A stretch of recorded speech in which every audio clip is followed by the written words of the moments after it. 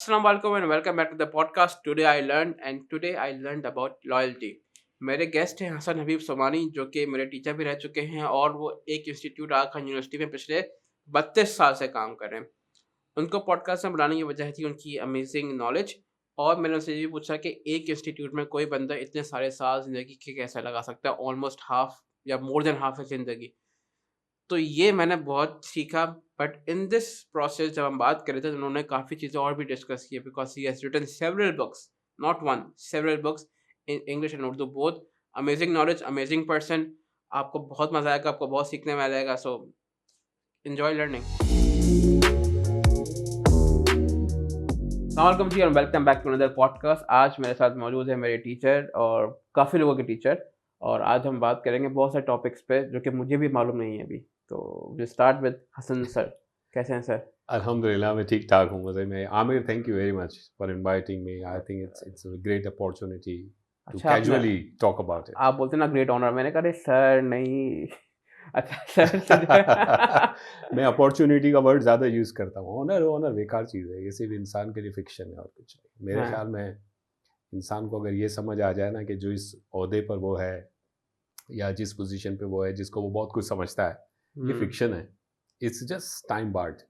जैसे ही टाइम गुजरेगा सब खत्म। ये बात तो है वैसे।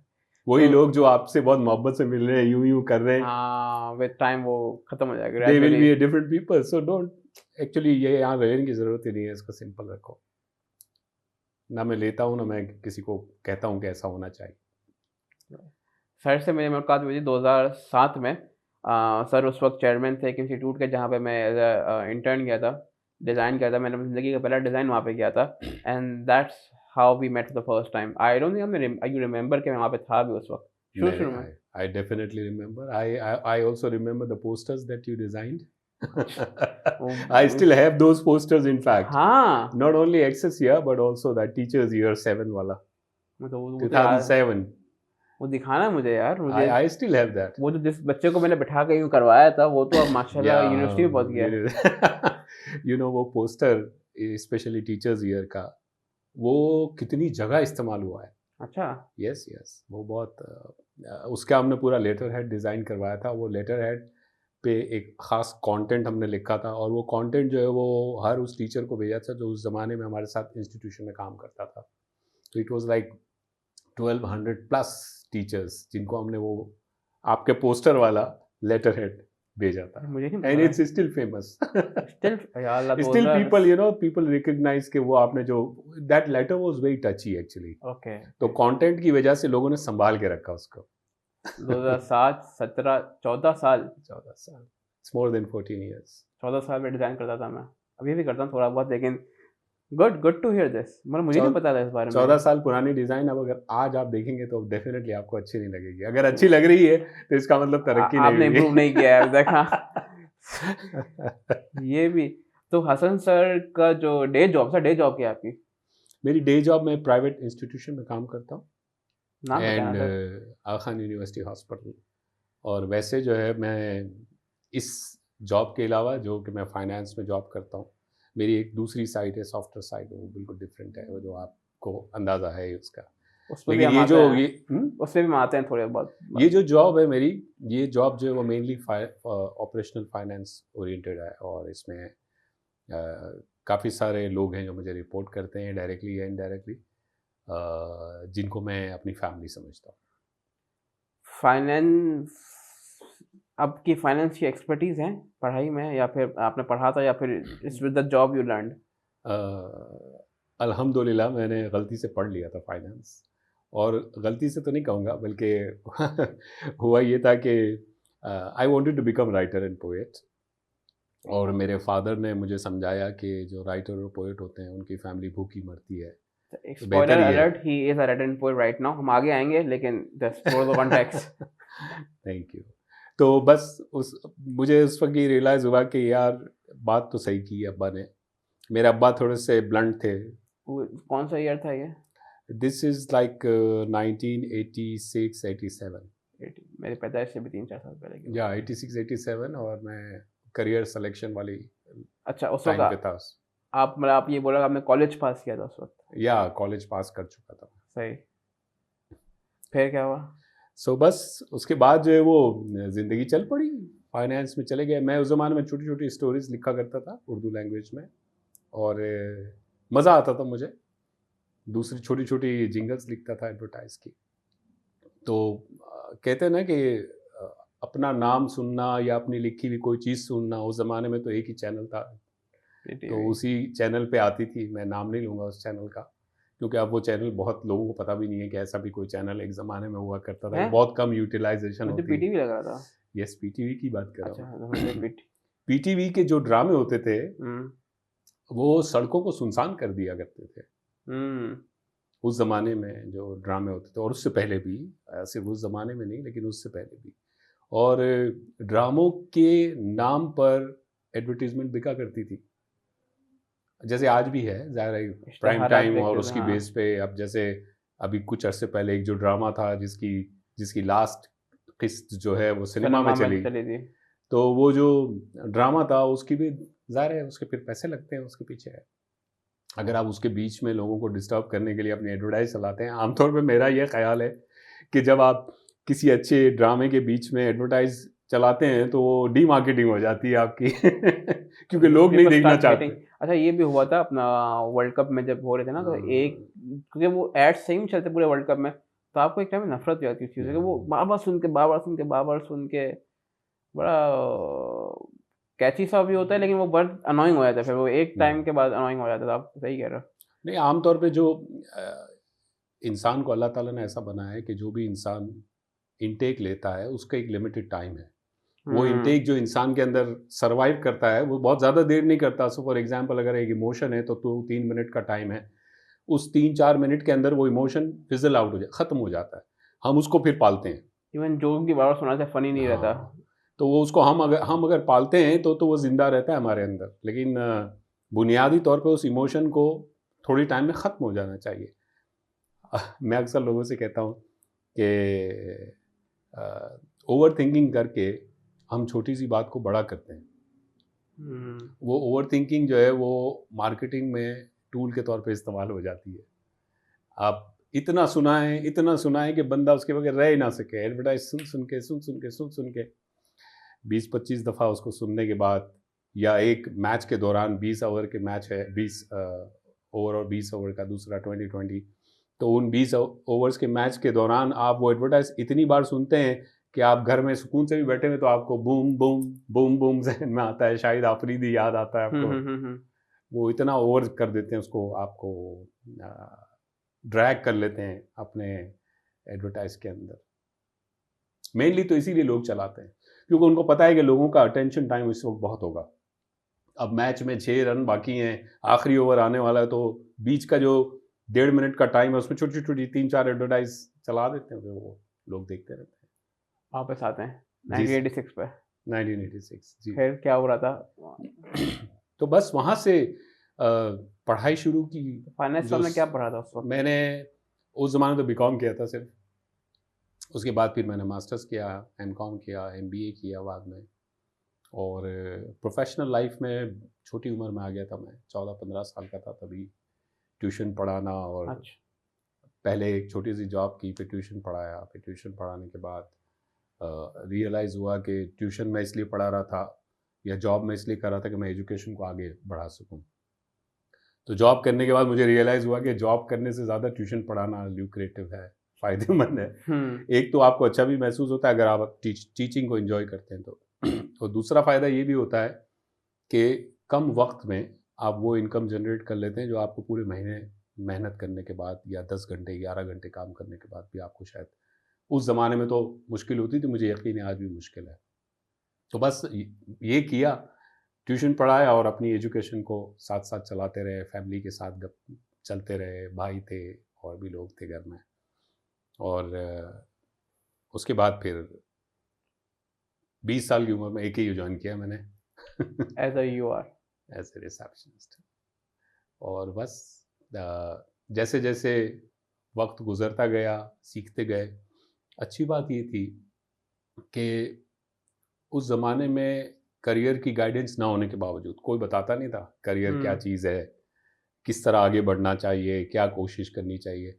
कोई इस तरह की डिस्कशन, कोई फॉर्मल डिस्कशन नहीं होती थी, जो आज थोड़ी ज़्यादा हो गई है। आज भी बहुत सारे इलाकों में लोगों को नहीं पता करियर के बारे में कोई डिस्कशन।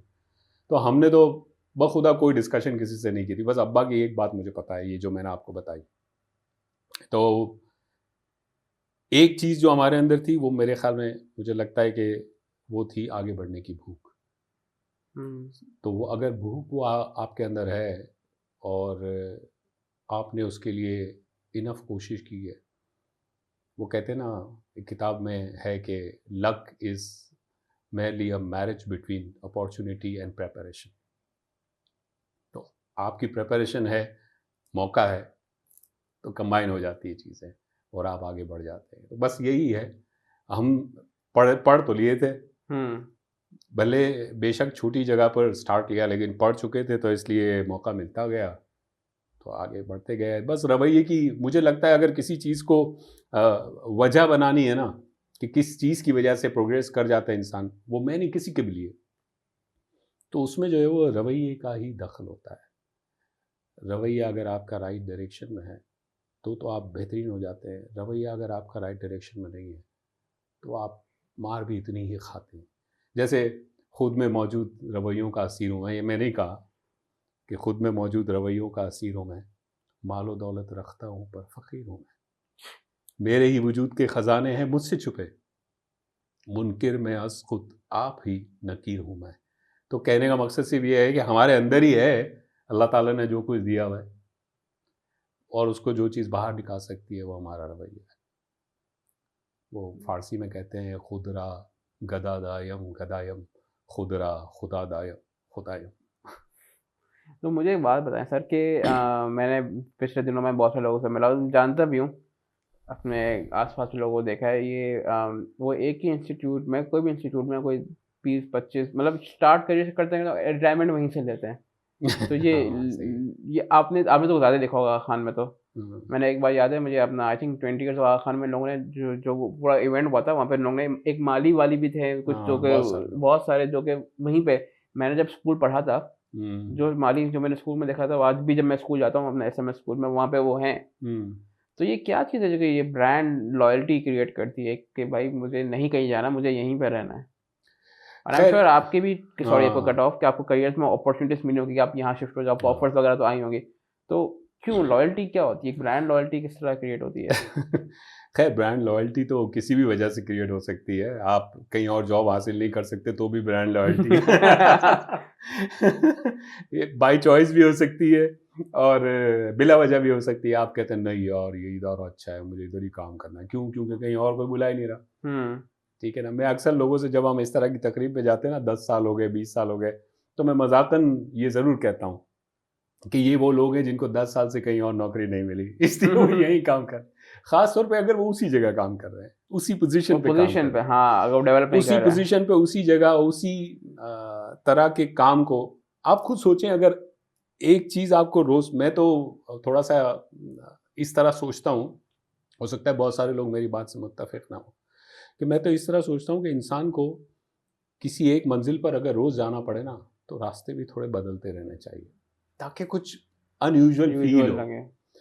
लोग, मैंने अक्सर मैं सेशंस लेता हूँ तो लोगों से सवाल ज़रूर करता हूँ कि कितनी दफ़ा ऐसा हुआ है कि आप रास्ता बदल के ऑफ़िस गए हैं? इसलिए कि फ़ियर ऑफ़ अननोन एक ऐसी चीज़ है जो इंसान को बहुत जगह पर रोकता है। आप बहुत सारे ऐसे काम जो आप कर सकते हैं, आप इसलिए नहीं करते कि आपके पास, आपके अंदर फ़ियर ऑफ़ अननोन होता है, जो आपको डराता रहता है, जिसको मैं चौकीदार कहता हूँ आम तौर पे। ये जो चौकीदार है, ये आपको रोज़ कहता है, "नहीं यार, छोड़ यार, क्या करेगा? बैठा रहे, सुकून में है, अच्छा है, इधर ही तो बैठा है, नौकरी है, पैसे मिल रहे हैं, हुँ, काम भी कोई चैलेंजिंग नहीं है, हर महीने एक ही काम करके तो आदमी, आपको मैं अगर ये कहूँ कि ये उठा के उधर रखना है, ये उठा के उधर रखना है, ये उठा के उधर रखना है, 10 साल तक तो आपके लिए ये नॉर्मल हो जाएगा, रूटीन हो जाएगी ये। और रूटीन जो है ना, वो बहुत डेंजरस चीज़ है, क्योंकि ये कंफर्ट ज़ोन क्रिएट करती है। जो लॉयल्टी, मैं जिसको लॉयल्टी समझता हूँ, या जिसको लॉयल्टी कहना चाहिए, मैं, मेरे ख़्याल में आपके पास बहुत सारे ऑप्शंस हैं, लेकिन इसके बावजूद आप चूज़ करते हैं कि आपको एक ख़ास इंस्टीट्यूशन के अंदर एक लंबे अरसे तक काम करना है, तो इसको मैं कह सकता हूँ कि ये लॉयल्टी है, लेकिन इसके पीछे रीजंस होते हैं। मेरे गोल्स जो मैंने बनाए अपने लिए और ऑर्गेनाइजेशन के गोल्स अलाइन है।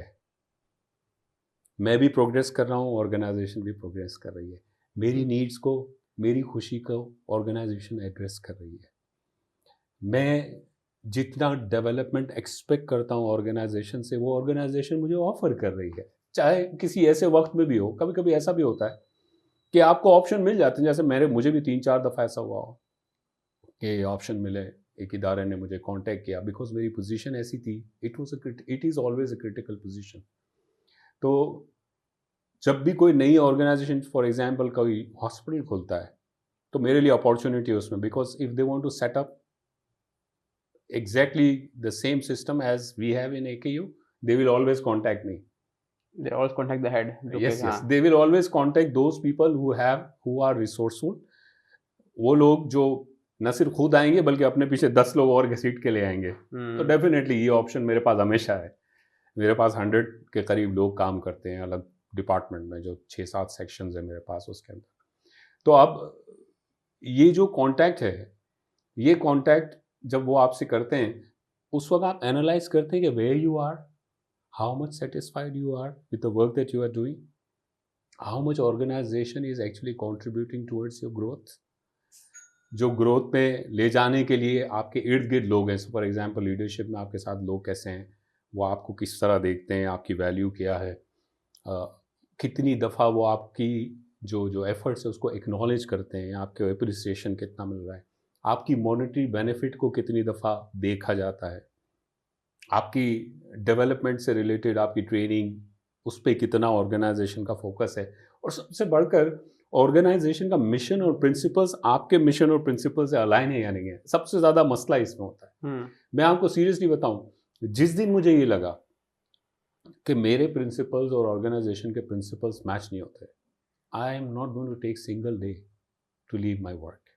That is how I behave, and everyone, almost everyone in organisation knows that I am that kind of person. Principle पे बात होगी, मैंने लड़ जाना है, मैंने यस नहीं कहना है, मैं आई फील डिसकम्फर्टेबल, मुझे नींद उड़ जाती है मेरी अगर मेरे प्रिंसिपल के अंदर मुझे कॉम्प्रोमाइज़ करना पड़े।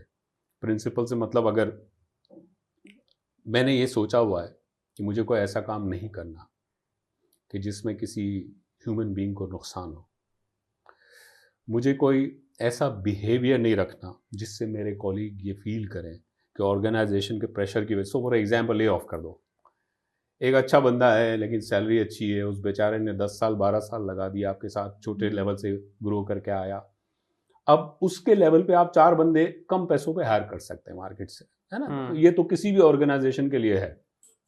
अब मैं बॉस हूँ उसका, अब मुझे कोई कहता है कि यार तुमको जो है ना 3 बंदे फायर करने, और 3 बंदे तुम फायर करके इनकी जगह जो है वो न्यू ग्रेजुएट्स लाओगे, तुम ट्रेन तो कर सकते हो, मुझे नहीं हटाएंगे तो ट्रेन तो हो जाएंगे बंदे, क्योंकि मैं सीनियर लेवल पे बैठा हूँ।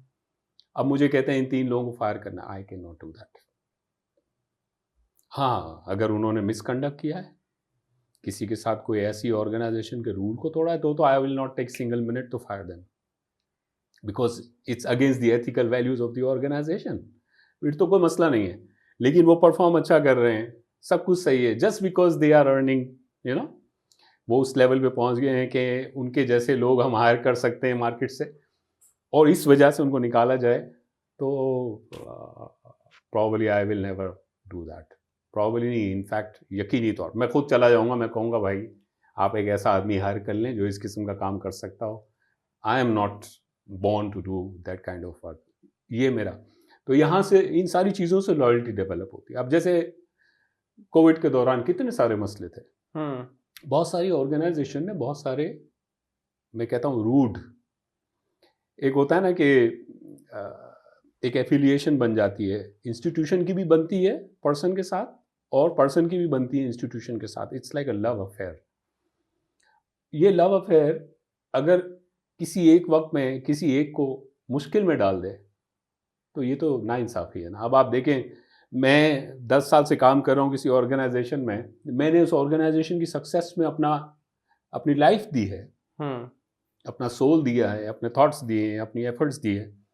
अब अचानक वो ऑर्गेनाइजेशन चूंकि 1 साल या 6 महीने या 3 महीने मुश्किल में आ गई, तो वो जो 9 साल मेरे थे, 10 साल मेरे थे पीछे के, उसको फरामोश करके सिर्फ 1 साल की, मैं नहीं समझता कोई भी शख्स, जितने बड़े लोग हैं, उनके पास इतना पैसा नहीं होता कि वो 2-4 साल बगैर इनकम के सर्वाइव कर सके। मैं नहीं मानता ये बात। It's just you know inner अर्ज कि भाई नहीं, मुझे नहीं करना है, बिकॉज ये मेरे लोग हैं यार, they worked with me, I am here because of all these people. तो ये जो चीज़ है ना, ये कोविड के दौरान बड़ी ब्रूटल रही। बहुत सारे ऐसे रेस्टोरेंट जिन्होंने लाइफ में करोड़ों रुपए कमाए, उन्होंने आधे आधे लोग भगा दिए। बहुत सारे ऐसे लोग जिनके इन्वेस्टमेंट्स में बहुत पैसे पड़े हुए थे, कैपिटल बहुत था उनके पास रिजर्व्स बहुत थे, but still they choose to fire people. ये जो है ना, मुझे अजीब लगता है कि पैसा इंसान से बड़ा हो जाता है कभी कभी। मुझे आज तक समझ नहीं आई ये बात, एटलीस्ट मुझे नहीं समझ आती। छोटा आदमी हूँ मैं, कोई ख़ास वैल्यू नहीं है मेरी, लेकिन मुझे ये बात कभी भी समझ नहीं आती कि चूंकि आप थोड़े से मुश्किल में आ गए, तो आप अपना रिजर्व अपने पे तो यूज़ कर रहे हैं, अपनी फैमिली को तो खिला रहे हैं, आप अपनी फैमिली को बेहतर भी बना रहे हैं उस पीरियड के दौरान, बट आप अपने स्टाफ को, अपने एम्प्लॉयज़ को फायर कर रहे हैं बिकॉज आपको ये लगता है कि चूंकि नुकसान हो रहा है। तो जब अर्न कर रहे थे तो क्या उनको एक्स्ट्रा एक्स्ट्रा बहुत सारे पैसे दे रहे थे आप? You don't do that. If you earn extra billion rupees, let's say, आप ये तो नहीं सोचते ना यार मैंने इस दफ़ा बिलियन रुपीज़ एक्स्ट्रा कमा लिए, चलो यार एम्प्लॉय को आज 20,000 रुपये पर एम्प्लॉय ज़्यादा दे देता हूँ। No, nobody does that.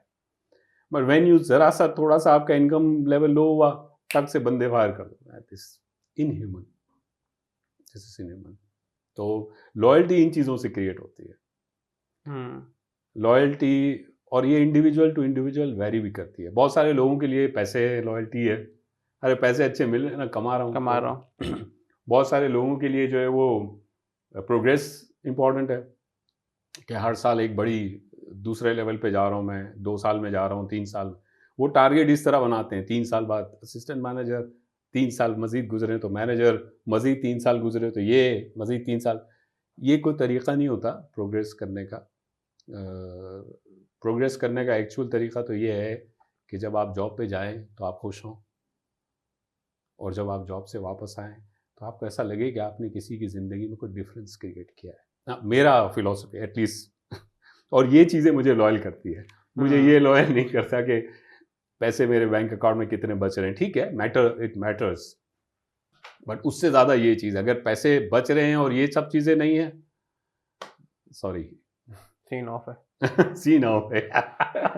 Pack up आपकी लैंग्वेज में। तो फिर ये तो वैसे आमिर, आपकी अपनी ओपिनियन क्या है इस चीज़ को लेकर?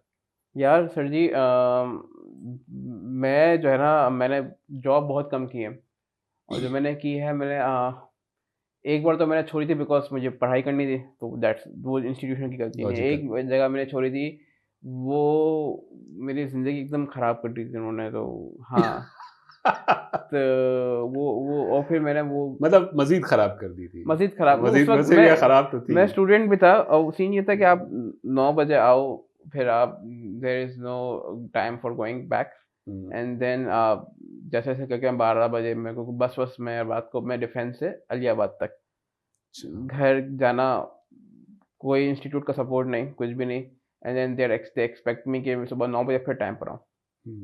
नहीं आओ तो फिर वो चिल्लाना, ये वो, और जो इंस्टीट्यूशन के हेड हैं वो खुद आराम से लेट आ रहे हैं, 1-2 बजे आराम से कॉफ़ी शॉप भी हाथ में लेके आ रहे हैं, यूँ करके कुछ काम नहीं करते तुम लोग। तो फिर आपको वो होता है ना कि यार नहीं, तो इट हैपेंड कि गुस्से में आके गरम खून मैंने उनके मुँह पे उनको बोला, आई रिज़ाइन, मुझे नहीं करना है काम यहाँ पे, एंड आई वेंट बैक। तो वो एक एक्सपीरियंस था। उसके बाद मैंने कहाँ जॉब की है, उसके बाद मैंने कभी जॉब ही नहीं की थी। जॉब नहीं की? नहीं, मतलब मुझे ऐसा लग रहा था कि अभी भी अगर मुझे कोई जॉब, मैंने बीच में एक जगह पार्ट टाइम 3-4 महीने के लिए काम किया था, मुझे अच्छी पे मिली, उनको ज़रूरत भी थी, और मैंने कहा चलो ठीक है, मुझे आई थिंक हफ्ते में 2 से 3 ज़्यादा था, मुझे 50-60 हज़ार मिलते थे हफ्ते में, 2 से 3 दिन, 2-3 घंटे के लिए। गुड है यार, अच्छा, मतलब मुझे अपनी वर्थ पता चल गया, क्या गुड्स वर्थ है, एनिमेशन वगैरह करता था मैं, तो मैंने कहा ठीक है, मैं फिर लेकिन मुझे कभी भी ना, क्योंकि यंग एज से आपको पता है कि मैंने अपना खुद का ऑफिस खोल लिया था, तो I am the one whose other side of the spectrum. मेरे लिए अच्छा उस वक्त जो है ना, मेरे लिए बड़ा मसला होता है कि मुझे ना डर लगता है मैं किसी को फायर कैसे करूँ, क्या करूँ। और मैंने जो है ना ओवर एम्बिशियस होके नया नया एंटरप्रेन्योर होता है ना, आप बोलते हैं सबको हायर करो, उसको भी हायर करो, ये भी काम है। लेकिन फिर वो आपको ले ऑफ करना पड़ता है क्योंकि आपको पैसे नहीं होते आप, लेकिन उस वक्त तो कुछ कमाई नहीं थी, तो बड़ा सीन ऑफ होता था। अब जाके जो है ना मैंने लोगों से लॉयल्टी क्रिएट करना शुरू कर दी। तो अब हमने ये क्या है कि जो है ना, जैसे यू यू नो पीपल जो कि मैं भी जानता हूँ, जिनको हम काम करते हैं, जिसके साथ आप भी काम करते हैं, शूट करने आपके पास आते हैं, they are all my students almost. तो उनके साथ ट्रेन करके फिर वो अपने अपनी जगह पे काम करते हैं। उस तरह लॉयल्टी, अब अभी भी कोई मसला तो फ़ोन करते हैं, तो अगर वो जॉब पे नहीं है लेकिन वो साथ एसोसिएटेड तो हैं। अभी मैं एक फ़ोन करता हूँ तो मुझे चीज़ चाहिए तो मुझे मिल जाती है विदाउट आस्किंग कि यार क्या पैसे हैं, कुछ भी नहीं, वो फिर हो जाता है काम। तो लॉयल्टी इस तरह क्रिएट होती है। मेरे पास अभी 1-2 एम्प्लॉइज़ हैं जो कि वो भी स्टूडेंट्स ही हैं, ज़्यादातर हाई स्टूडेंट्स। उसकी वजह से आई ट्रेन देम, क्योंकि मेरा काम ऐसा नहीं है अभी फ़िलहाल जो आईटी स्टफ बना है, that's a long term vision. पहले there was no long term vision. तो वो आते थे, सीखते थे and then when they get a better offer they move ahead. मैंने कहा ठीक है, सही है। इतना ज़्यादा काम था नहीं। तो वो सीन था। लॉयल्टी बाकी जो इंस्टीट्यूशन के साथ मैंने काम किया उनके साथ लॉयल्टी मेरी आज तक है। वो आज तक मैं एक ही हिस्ट्री में जाता हूँ, काम होता है मेरे जो है वो काम, अभी मैं परसों गया था, वो रिस्पेक्ट करते हैं। देन ये काउंसिल वगैरह के काम हैं, बाहर के इंस्टीट्यूशन का काम है, वो भी नवरोज़ से कुछ एपिसोड्स मैंने एडिट किए हुए हैं, तो भी आने वाले नवरोज़ पे, तो वो फिर लॉयल्टी तो वहाँ पे भी है। अब ये अच्छी बात आपने की, there is no money involved but still you have the loyalty. या नहीं, इसी एक्चुअली जो इन इन चीज़ों से बालातर रिश्ते होते हैं ना, वही रिश्ते अच्छे बनते हैं। मैंने इसीलिए बार बार कहा, ठीक है मॉनेटरी बेनिफिट एक चीज़ ज़रूर है और वो हर एक के लिए होती है, लाइफ सबको गुजारनी है, अच्छी ज़िंदगी चाहिए और ये इम्पॉर्टेंट है। लेकिन इससे ज़्यादा देखिए, इंसान की सारी एफर्ट, अगर जानवर और इंसान में जो बेसिक डिफरेंस है ना, इंसान की सारी एफर्ट, उसकी उसकी जो सोल है, जो उसके अंदर जो एक शख्सियत है, जो भी नाम आप उसको दें, सोल कहें या ज़मीन कॉन्शियस पे कहें या वॉट एवर कहें, ये जो उसके अंदर जो शख्सियत है ना, उसको कैसा फील हो रहा है उसके आउटकम से। अब मैं अगर इवन अगर मैं फर्ज करें मैं क्रिमिनल हूँ, राइट, और मैं बैंक लूटता हूँ, ठीक है, मेरा एम्बिशन, मेरा मिशन बैंक लूटना है, ठीक है, और मुझे बैंक लूटने में खुशी महसूस होती है, तो मैं करते रहूँ, मैं करता रहूँगा। यही होता है ना, इंसान क्यों बुरा, इंसान जिसको हम बुरा कहते हैं, बुरा इंसान सस्टेन, ही और शी सस्टेन्स टू डू बुरी थिंग्स, और ऐसी हमारे पास मिसालें हैं बहुत सारी। he or she likes it. Because उसको अब जो करने की आदत हो हाँ। गई है वो करता रहता है, करता चला जाता है, उसको ये रियलाइजेशन नहीं है कि वो गलत कर रहा है। तो जहां आप खड़े हैं ना, लॉयल्टी आपके अपने अंदर से शुरू हो जाती है। जहां आप खड़े हैं, अगर आप उससे मुतमईन हैं, आप सेटिस्फाइड हैं, आप घर सेटिस्फाइड जाते हैं, तो आप उसमें भी लॉयल रहेंगे कि भाई आमिर भाई मेरा बॉस है। बेशक आमिर भाई 20 आदमी कत्ल कर चुका हो, लेकिन चूंकि वो मेरा बॉस है और मैं भी उसी की वजह से 10 आदमी कत्ल कर चुका हूँ, वो मेरी उससे रिलेशनशिप है और वो हमने इतने डकैतियां मारी हैं और सारी सक्सेसफुल हुई हैं, तो आमिर के साथ भी मेरी लॉयल्टी वैसी ही होगी जैसी मेरी AKU के साथ है। You understand? ये बड़ा बहुत टेक्निकली बड़ी डिफिकल्ट चीज़ है। यही पॉलिटिकल मसला भी है। आप देखें, आप कितना भी एक आदमी को गलत साबित करने की कोशिश कर लें, पीपल विल स्टिल लाइक जियो फलाना जियो, जो मर गया है वो जिंदा ही रहेगा, चाहे वो उसको मरे हुए अरसा गुजर गया, लेकिन वो जिंदा है तो वो जिंदा ही रहेगा। That's loyalty as well. ये लॉयल्टी, बिल्कुल लॉयल्टी, ब्रांड लॉयल्टी। सही बात है, ये इस एस्पेक्ट में सोचा नहीं कभी हमने। आप देखें ना, आप खुद सोचें कि हमारे मुल्क का सबसे बड़ा अलमिया क्या है इस वक्त।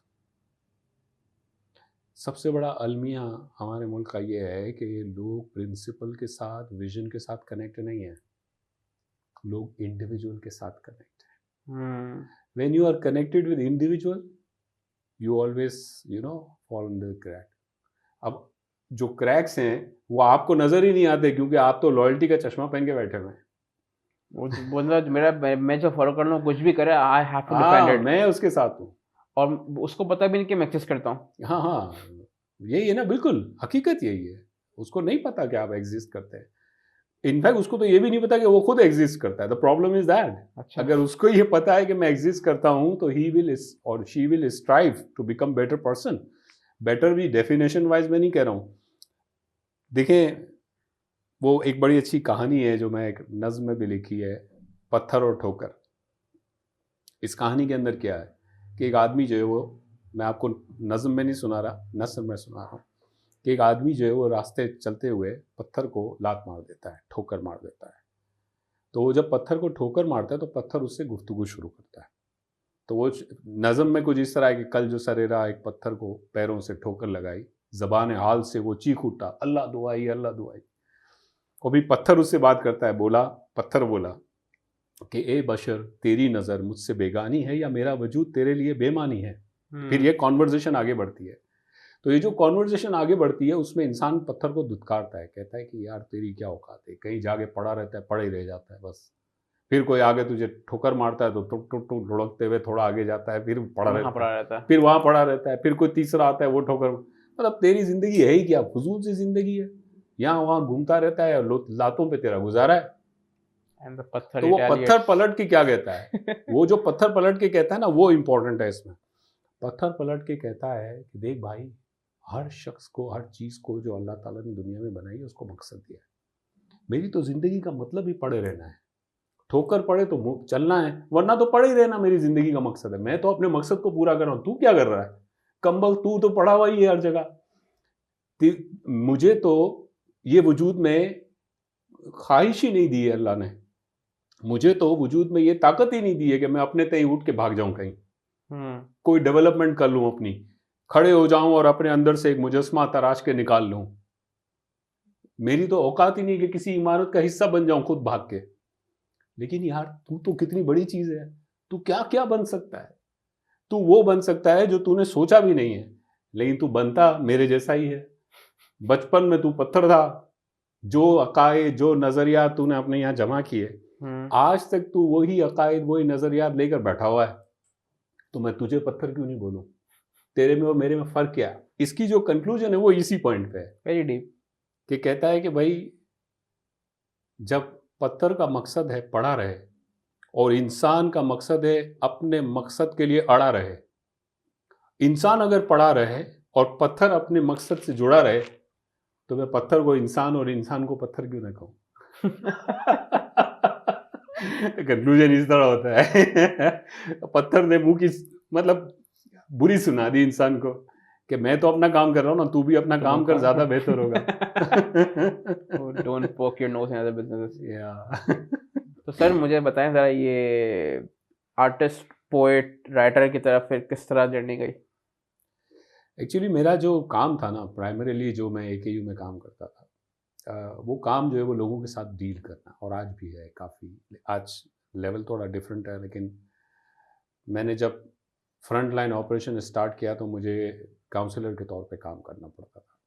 और काउंसलर वो बंदा होता है जो बहुत सारी स्टोरीज सुनता है, लोगों की मुश्किलात, ये क्या किन हालात से गुजर कर वो हॉस्पिटल तक पहुँचे, क्या क्या चीज़ें उन्होंने फेस की, उसमें बड़ी वैरायटी थी।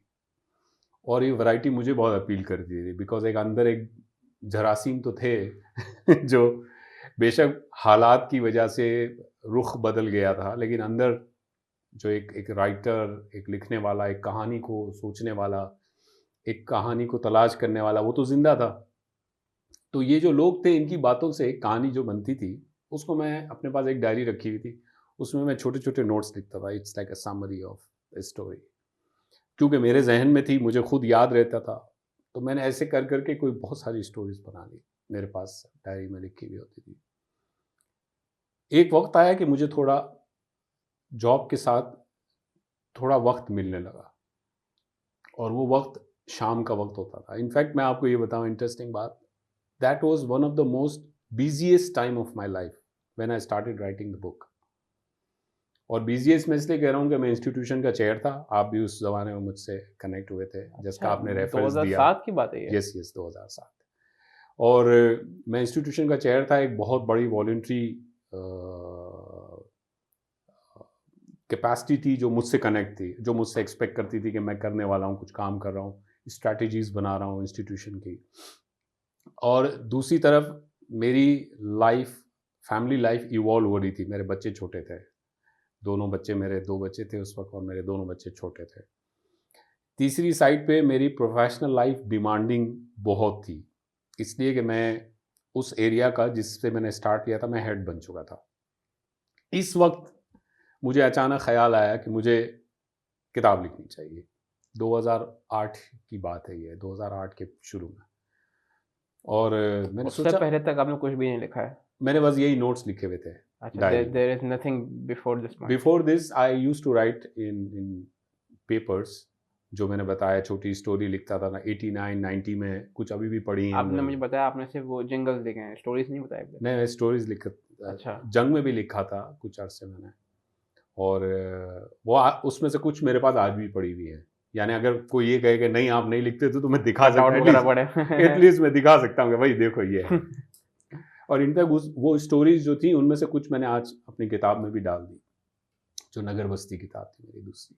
अच्छा, अब हुआ क्या, मैंने सोचा कि मुझे कहाँ किताब लिखनी है। किताब लिखने का जब सोचा तो मैंने कहा लिखना क्या है।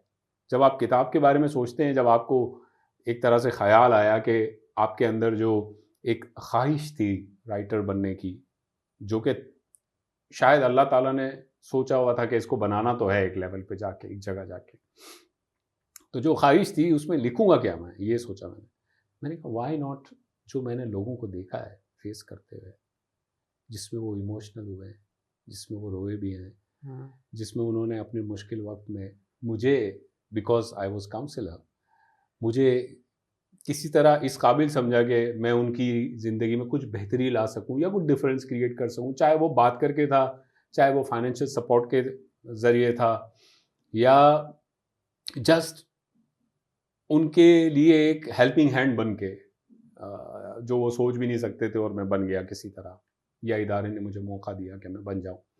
जिस तरह भी आप इसको प्रेजेंट करना चाहें, मुझे इसमें कोई फ़र्क नहीं पड़ता, चाहे आप मुझे निकाल भी दें तो भी मुझे कोई इतना, आई डोंट केयर। अब हुआ ये कि मैंने वो स्टोरीज निकाली, मेरे पास कोई 120 स्टोरीज थी यानी छोटी छोटी।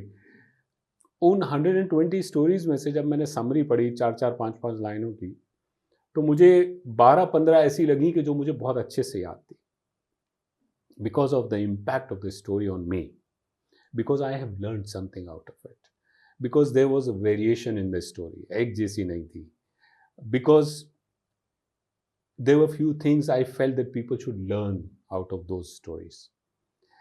तो फिर मैंने वो 12-15, मेरे ख्याल में 16 या 18 थी, मुझे एग्जैक्ट नंबर याद नहीं है, मैंने वो सेलेक्ट की, उनको अलग किया, फिर उनको विजुअलाइज किया, एक के बाद एक मैं लिखता चला। आप यकीन करें आमिर, जब मैंने लिखना शुरू किया, I started enjoying it, I loved it. When I wrote my first story, I had tears in my eyes. क्यों? क्योंकि मैंने इंतसाब उससे पहले लिखा था। इंतसाब लिखते वक्त मैं ये सोच रहा था मैं किसको क्रेडिट दूंगा मेरी किताब का। इंतसाब क्या है? Prologue, start of the book, you right a note on somebody, dedicate like कि अपनी लाइफ का आपको क्या मिला। I was thinking who should be the agent behind this. अब्बा के बारे में सोचा तो मैंने कहा उसने तो रोका था यार मुझे। मैं गेस करूं कुछ? क्या? इदारा एंड अम्मा। ओके। अच्छा, लेकिन मैंने अम्मा अब्बा दोनों को क्रेडिट दिया इसका, और वाकई दुनिया का उसूल ये है, चूँकि अम्मी जो है वो हर वक्त साथ रहती हैं। पुराने ज़माने में तो यही होता था, आज थोड़ा दुनिया तब्दील हो गई, अम्मी भी जॉब पे चली जाती हैं, लेकिन हमारे ज़माने में अम्मी फुल टाइम घर में होती थी। तो मदर इज़ ऑलवेज़ अवेलेबल, और मदर चूँकि ऑलवेज़ अवेलेबल है तो आप क्लोज उससे ज़्यादा हो जाते हैं। वो बाप जो सड़कों पे पसीने बहा रहा है, जो ख्वार हो रहा है आपको रोज़गार फराहम करना, आपको खाना, आपके सर्वाइवल के लिए, वो आपको नज़र नहीं आता, वो शैडो हो जाता है, पीछे हो जाता है।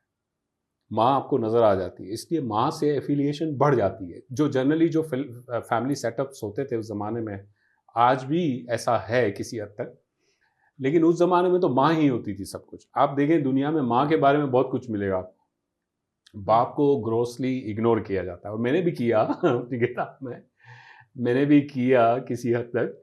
यानी जो मैंने कहानियाँ भी लिखी और फैमिली की अपने बारे में कहानी लिखी, तो उसमें माँ को ज़्यादा डोमिनेटिंग दिखाया है मैंने, दिखाया नहीं है, इनफैक्ट मेरा इंटेंशन नहीं था, but that is what I felt. Why? Because I was so connected with her. My father was all the time out. He was in working somewhere, doing something for us so that we can have good life. तो इसलिए अब्बा जहन में नहीं आते थे. और मैंने उस पर वो अम्मा और अब्बा से एक छोटा सा जुड़ा इंसिडेंट था, उसको मैंने डेडिकेशन के तौर पे लिख दिया. और उसके बाद मैंने स्टोरी लिखी. सबसे पहली जब मैं जड़ों से बात की लिखी और मैंने उसको पढ़ा तो मुझे बहुत अच्छा लगा. And you know, my wife has always been inspiration for writing. So वो मुझे बोलती रहती थी लिखो लिखो अच्छा है. उसने जब पढ़ा ना तो उसकी आंखें tears. Then I realise that I have at least I have something that can make people you know feel the emotion that I felt during the dealing of people. उसके बाद मैंने फिर लिखना शुरू कर दिया, लिखता चला गया और इस तरह किताब बन गई अल्हम्दुलिल्लाह. उस वक्त लिखते कैसे थे, मतलब वो पेन पेपर था या फिर या फिर मेरे पास एक बड़ा सा रजिस्टर था. हाँ. एक्चुअली आपको पता है मार्केट से आपको वो मिल जाते हैं रजिस्टर के पेपर पूरे एक. तो मैं वो लेके आया था, 3 लेके आया था. मैं डरते डरते खरीद के लाया. मैंने कहा यार ज़्यादा होंगे ना तो मैं डर जाऊंगा कि मैं इतनी मोटी किताब कैसे लिखूंगा. तो मैं लाया, पहले छोटा सा एक लाया, उसको मैंने फाइल किया और बाकी मैंने छुपा दिए. मैंने कहा पहले ये ख़त्म करो ताकि एक मोटिवेशन रह गया. अब आखिरी पेज रह गया, 2 पेज बाकी. तो मैं रोज़ लिखता था. लिखता कैसे था? ऑफिस से आके ये इंस्टीट्यूशन जाता था. इंस्टीट्यूशन के बाद घर आके फिर मेरे बच्चों से मेरे रिलेशनशिप फैमिली में बहुत ज़्यादा अच्छे रहे, ख़ासतौर पे बेटियों से. तो मैं उनके साथ वक्त गुजारता था. जब वो लोग सो जाते थे, रेस्ट करते थे, फिर मैं बैठ के लिखा करता था. मैं अकेले बैठता था रात को देर तक. कोई रूटीन होता था उस वक्त कि चाय हाथ में होनी चाहिए वो राइटर? मैं किसी भी चीज़ को, मुझे ऐसा लगता है कि अल्लाह ताला ने मुझे इस लिहाज से बहुत नवाजा है कि मैं किसी भी चीज़ को अपने सर पे हावी नहीं कर. मैं ना चाहूँ तो मैं ना करूँ. अभी मिसाल के तौर पे एक अरसे तक आपने मुझे देखा होगा, मैं डाई किया करता था अपने बाल. मुझे बहुत छोटी उम्र से मेरे बाल सफ़ेद हैं, बहुत छोटी उम्र. लाइक उस एज में जब लोग आमतौर पे डाई के बारे में सोचते नहीं, मैंने डाई करना शुरू कर दिया था बालों को. कुछ दिन पहले, कुछ महीनों पहले मुझे अचानक ख्याल आया कि यार मैं ओरिजिनल नहीं हूँ. मेरी ओरिजिनल जो मुझे ऊपर वाले ने बनाया वो ये नहीं है, तो मुझे नहीं करना चाहिए डाई. बस ये दिमाग में बैठ गई बात, बंद कर दिया. Now people are not liking it. Many people who are close to me are not liking it. वो मुझे कहते हैं सारे लोग राय देते हैं और उनका हक है. उनको हमें देखने की तकलीफ बर्दाश्त करनी पड़ती है. तो उनको ये तकलीफ हो रही है कि यार हसन सर को ये क्या हो गया, बुढ़े हो गए एकदम से. People usually treat me like somebody who is very young, who has young way of saying things. और I always say to the people that age is just a number. तो इसलिए वो लोग मेरी बात को मुझे कोट करते हैं, सर ये आपने क्या कर दिया अपने साथ, why you look so old now, why बात. अच्छा, ये भी एक अजीब बात है कि हमारे मुल्क में और हमारे इलाकों में लोग वाइट बाल को एज के साथ कनेक्ट करते हैं. हालांकि बहुत से लोग इसको ग्रेस के साथ कनेक्ट करते हैं, बहुत से लोग इसको एक डिफरेंट लुक. अब रिचर्ड गियर, उसके बाल आप देखें कैसे लगते थे जब वो नया फिल्मों में आया था. वो इतना अच्छा नहीं लगता था जितने उसके प्रीटी वुमन और उसके बाद जो उसने बाल उसके जिस तरह के थे, तो he was more famous. Even Ajit, मुझे साउथ का एक एक्टर याद आता है बिकॉज मुझे उसको वो अच्छा लगता है, मुझे उसका लुक और उसका स्टाइल. तो उसने भी वाइट बाल रखे हैं पूरे और वो बहुत ग्रेसफुल लगता है. सो मेरा जो है वो ये तरीका है. मैं किसी चीज़ का एडिक्टेड नहीं होता. ना मुझे बीवी उठ के चाय पिलाएगी, मैं ये एक्सपेक्ट भी नहीं करता था, ना उसने किया. मुझे सिगरेट की आदत कभी ज़िंदगी में रही नहीं.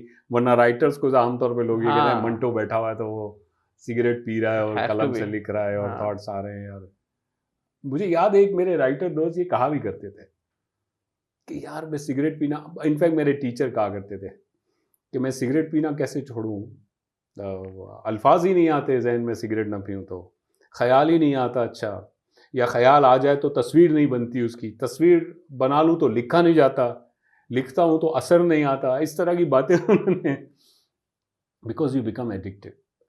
लेकिन मेरा ये ख्याल है कि अल्लाह ताला ने आपको इस काबिल बनाया है, आप जिस चीज़ को भी छोड़ना चाहें आप बगैर सोचे समझे छोड़ सकते हैं. और एक दफ़ा फैसला कर लें कि मैं छोड़ सकूँ. जो सलमान खान साहब कहते हैं ना कि एक दफ़ा जो मैंने कमिटमेंट कर ली somehow or the other वाकई ऐसा है कि आप अगर इतने फर्म है अपने कमिट, विल मेरे पावर। मेरे अब्बा भी ऐसे ही थे। My father used to be like this, कि वो कहते थे कि मुझे तो कुछ नहीं होगा, और नहीं, और जाहिर है मैं उन्हीं का बीज हूँ, उन्हीं का डीएनए हूँ, तो मेरे अंदर भी ये बीमारी आई है, ये चीज़ आई। मतलब मुझे कोई आज से 10-11 साल पहले डॉक्टर में थोड़ा सा हेल्दी हुआ, आपको याद हो शायद, थोड़ा मोटा हुआ करता था, चेहरा भी भरा हो, मुझे डॉक्टर ने कहा कि तबीयत थोड़ी ख़राब रहती थी, दिखाया, उसने टेस्ट किए, उसने कहा यार तुमको 1-2 साल में डायबिटीज़ हो जाएगा। और मैंने कहा यार डॉक्टर कौन होता है ये फैसला करने वाला कि मुझे डायबिटीज़ हो जाएगा?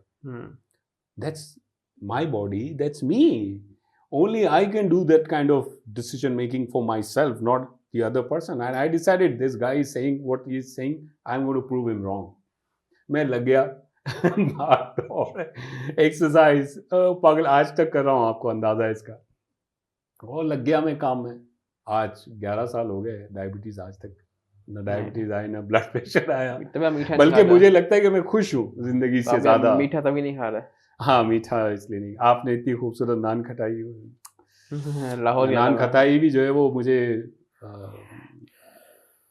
जो है वो मेरे प्रिंसिपल से हटा नहीं सकी, आप देखें। तो सर किताब आपने जर्नल्स पे किताब लिखी, then you went to publishers. Are you going to discuss that as well? हाँ हाँ। That's very, you know, क्या कहते हैं उसको? I don't know if my publisher is going to watch this. He will say, "ओए ये क्या किया तूने?" But I'm not going to say some things that might. मतलब क्या मुश्किल था वो पब्लिश करना किताब? Yes, it has always been difficult, and it should be difficult. You know, if everything you get in life without putting a lot of efforts, हाँ, आप उसको कदर नहीं कर पाते। मुश्किल के पीछे ही मज़ेदार चीज़ें होती है हमेशा। वो आप कहते हैं ना, वो बटरफ्लाई की एग्जाम्पल है, वो बहुत लोग देते हैं ये एग्जाम्पल, या ईगल की एग्जाम्पल देते हैं कि वो जो है वो उसकी एक तबई उम्र है बहुत बड़ी, लाइक 60-70 ईयर्स, लेकिन 30 साल की उम्र के बाद ईगल जो है वो किसी काम का नहीं रहता, क्योंकि उसकी जो चोंच है वो टर्न हो जाती है, उसके जो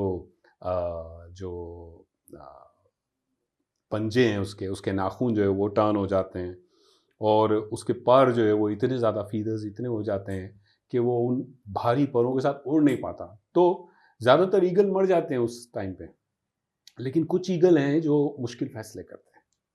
वो क्या करते हैं, वो पहाड़ की चोटी पे जाके बैठ जाते हैं, and it's a very famous story. I mean everyone who has some time remain motivational speaker कुछ ना कुछ उसमें से निकाल ही लेता है, जैसे बटरफ्लाई के निकाल लेते हैं। तो वो जाके पहाड़ी पे बैठ जाते हैं, अपनी चोंच को तोड़ते हैं, अपने नाखून को तोड़ते हैं, एक एक पर को कुरच के निकालते हैं, और 3 महीने पहाड़ी पर रहते हैं, 3-4 महीने 5 महीने जो भी टाइम है, खाए पिए बगैर। सारे पर खुरच लेते हैं, नाखून तोड़ लेते हैं, चोंच तोड़ लेते हैं। वो जो टाइम वहाँ गुजारते हैं, इसमें सब चीज़ें दोबारा डेवलप हो जाती है। Then they live just like 0 metre eagle. तो लेकिन ये मुश्किल फैसला हर ईगल नहीं कर पाता। So remember that's the point, the turning point in the story is that. तो ये मुश्किल फैसला हर वो नहीं कर पाता। तो ये जो मुझे लगता है कि जो मुश्किल फैसलों से चीज़ मिलती है ना, उसकी कदर भी होती है, और आपको ऐसा लगता है कि आपने कुछ किया, ऐसा लगता है आपको कि आपकी एफर्ट थी इसमें। वो एक फरीदुद्दीन अत्तार की कहानी है ना, जो वो सुनाते हैं कि एक आदमी जो है वो अल्लाह से हमेशा शिकवा करता है कि मुझे जो है ना तूने क्या दिया है, मैं गरीब हूँ, मेरे पास कुछ नहीं है, बुरा हाल है मेरा। बड़ी अच्छी कहानी है। घर आदमी व चश्म ज़बां गोश भी नीचे फ़र्क़ नक्श दीवार व आदमी है, तो फ़ारसी भी है। और तो वो कहता है कि वो फरिश्ते ऊपर अल्लाह से शिकायत करते हैं, कहते हैं बेचारा इतना मुश्किल में है, हर वक्त नाराज़ रहता है तुझसे, तुझे ये नहीं होता कि यार इसको, मतलब नाराज़गी भी कोई चीज़ होती है ना। तो कहते उसको नवाज दे। तो खुदा कहता है मैं इसको नवाजूंगा तो इसके हक में बेहतर नहीं होगा। वो कहते हैं या अल्लाह, या हम लोग को अच्छा नहीं लगता कि ये जाते हुए रास्ते में जहाँ भी जा रहा होता है तेरी बुराइयाँ करता है। This is not the right way, you should do something. हमारे साथ भी ऐसा होता है ना। अभी कोई बच्चा आ जाए, कोई जवान आदमी हो बिल्कुल ठीक ठाक, आपकी गाड़ी के सामने टक टक करे, पैसे दे दो, ये नहीं है वो नहीं है, एक टाइम तक आप रजिस्ट करेंगे। अगर आप अच्छे दिल वाले आदमी हैं तो आपका फ़ौरन दिल करेगा अंदर से जेब से 5-10 रुपए निकाल के दे दूँ। हालाँकि आप उसके लिए अच्छा नहीं कर रहे, आप उसको परमानेंट बेघर बना रहे हैं। लेकिन आप कर देंगे, आपको सारी कहानियाँ याद आएँगी, मज़हबी बातें याद आएँगी एंड आप उसके लिए लेकिन आप उसके लिए अच्छा नहीं कर रहे, अच्छा नहीं कर रहे आप उसके लिए। तो बहरहाल खुदा ने फरिश्तों की बात मानी, कहा ठीक है आज इसको जो चाहिए मिलेगा, बस इसको सोचना है, इसको कहना है। मैंने इसके लिए रखा सब। अब वो आदमी जा रहा है रास्ते में शिकायत करते हुए, पूरी स्टोरी आप देखें किस तरह चलाते हैं। वो कहते हैं आदमी जा रहा है रास्ते में शिकायत करता हुआ कि मेरे साथ हमेशा ऐसा होता है, चलते चलते चलते कोई 5-6 माइल चल जाता है, थक जाता है, कहते हैं यार मैं कितना थक गया हूँ, कोई ऐसी जगह हो जहाँ मैं सो सकूँ। अब चूँकि ऊपर से ऑर्डर हुआ हुआ था, उसको फ़ौरन कोई अच्छी जगह नज़र आती है, ग्रास व्रास लगे हुए हैं, मैंने जाके सो जाता है। 2-3 घंटे सोता है, सो के उठता है फ्रेश, कहता है यार कितना अच्छा सोया है यार मैं, काश कि मुझे कुछ खाना मिल जाए। और खाना जो जो वो सोचता है, मतलब जैसे हम सोचेंगे हमारी पसंद का खाना, तो बिरयानी, निहारी, ये वो, अच्छे फल, जो कुछ वो सोचता है वो उसको नज़र आता है, जाता है, बैठता है, खाता है मज़े से। फिर जूस के बारे में सोचता है, इंसान की चीज़ें बढ़ती, मशरूबात वगैरह। जूस भी आ जाते हैं उसके पास, जूस भी पी लेता है। जब ये सब हो जाता है ना, तो इंसान को जब हर चीज़ मिलने लग जाती है ना, तो फिर उसको मस्ती चढ़ती है। तो उसको मस्ती होती है, कहता है यार ये हो क्या रहा है आज मेरे साथ। मैं यहाँ आया थका हुआ था, मैंने सोचा मैं सो जाऊँ तो ये जगह मिल गई, फिर मुझे भूख लगी तो मुझे खाना मिल गया, फिर मुझे जूस की ज़रूरत हो गई तो मुझे जूस मिल गया। यार यहाँ कोई जिन में कोई भूत भूत है लगता है, जो मुझे ट्रेस कर रहा है, मेरे पीछे लगा हुआ है। तो ऑर्डर था, जो बोलेगा आएगा। भूत आ गए, भूत देख के डर गया। और भूत के बारे में जो जनरल कॉन्सेप्ट है वो यही है कि भूत मारते हैं, तंग करते हैं, जिन तंग करते हैं। कहता है अब ये भूत आ गए, ये तो मुझे मारेंगे, तंग करेंगे। ऑर्डर था जो ये बोले करने का है। मारो।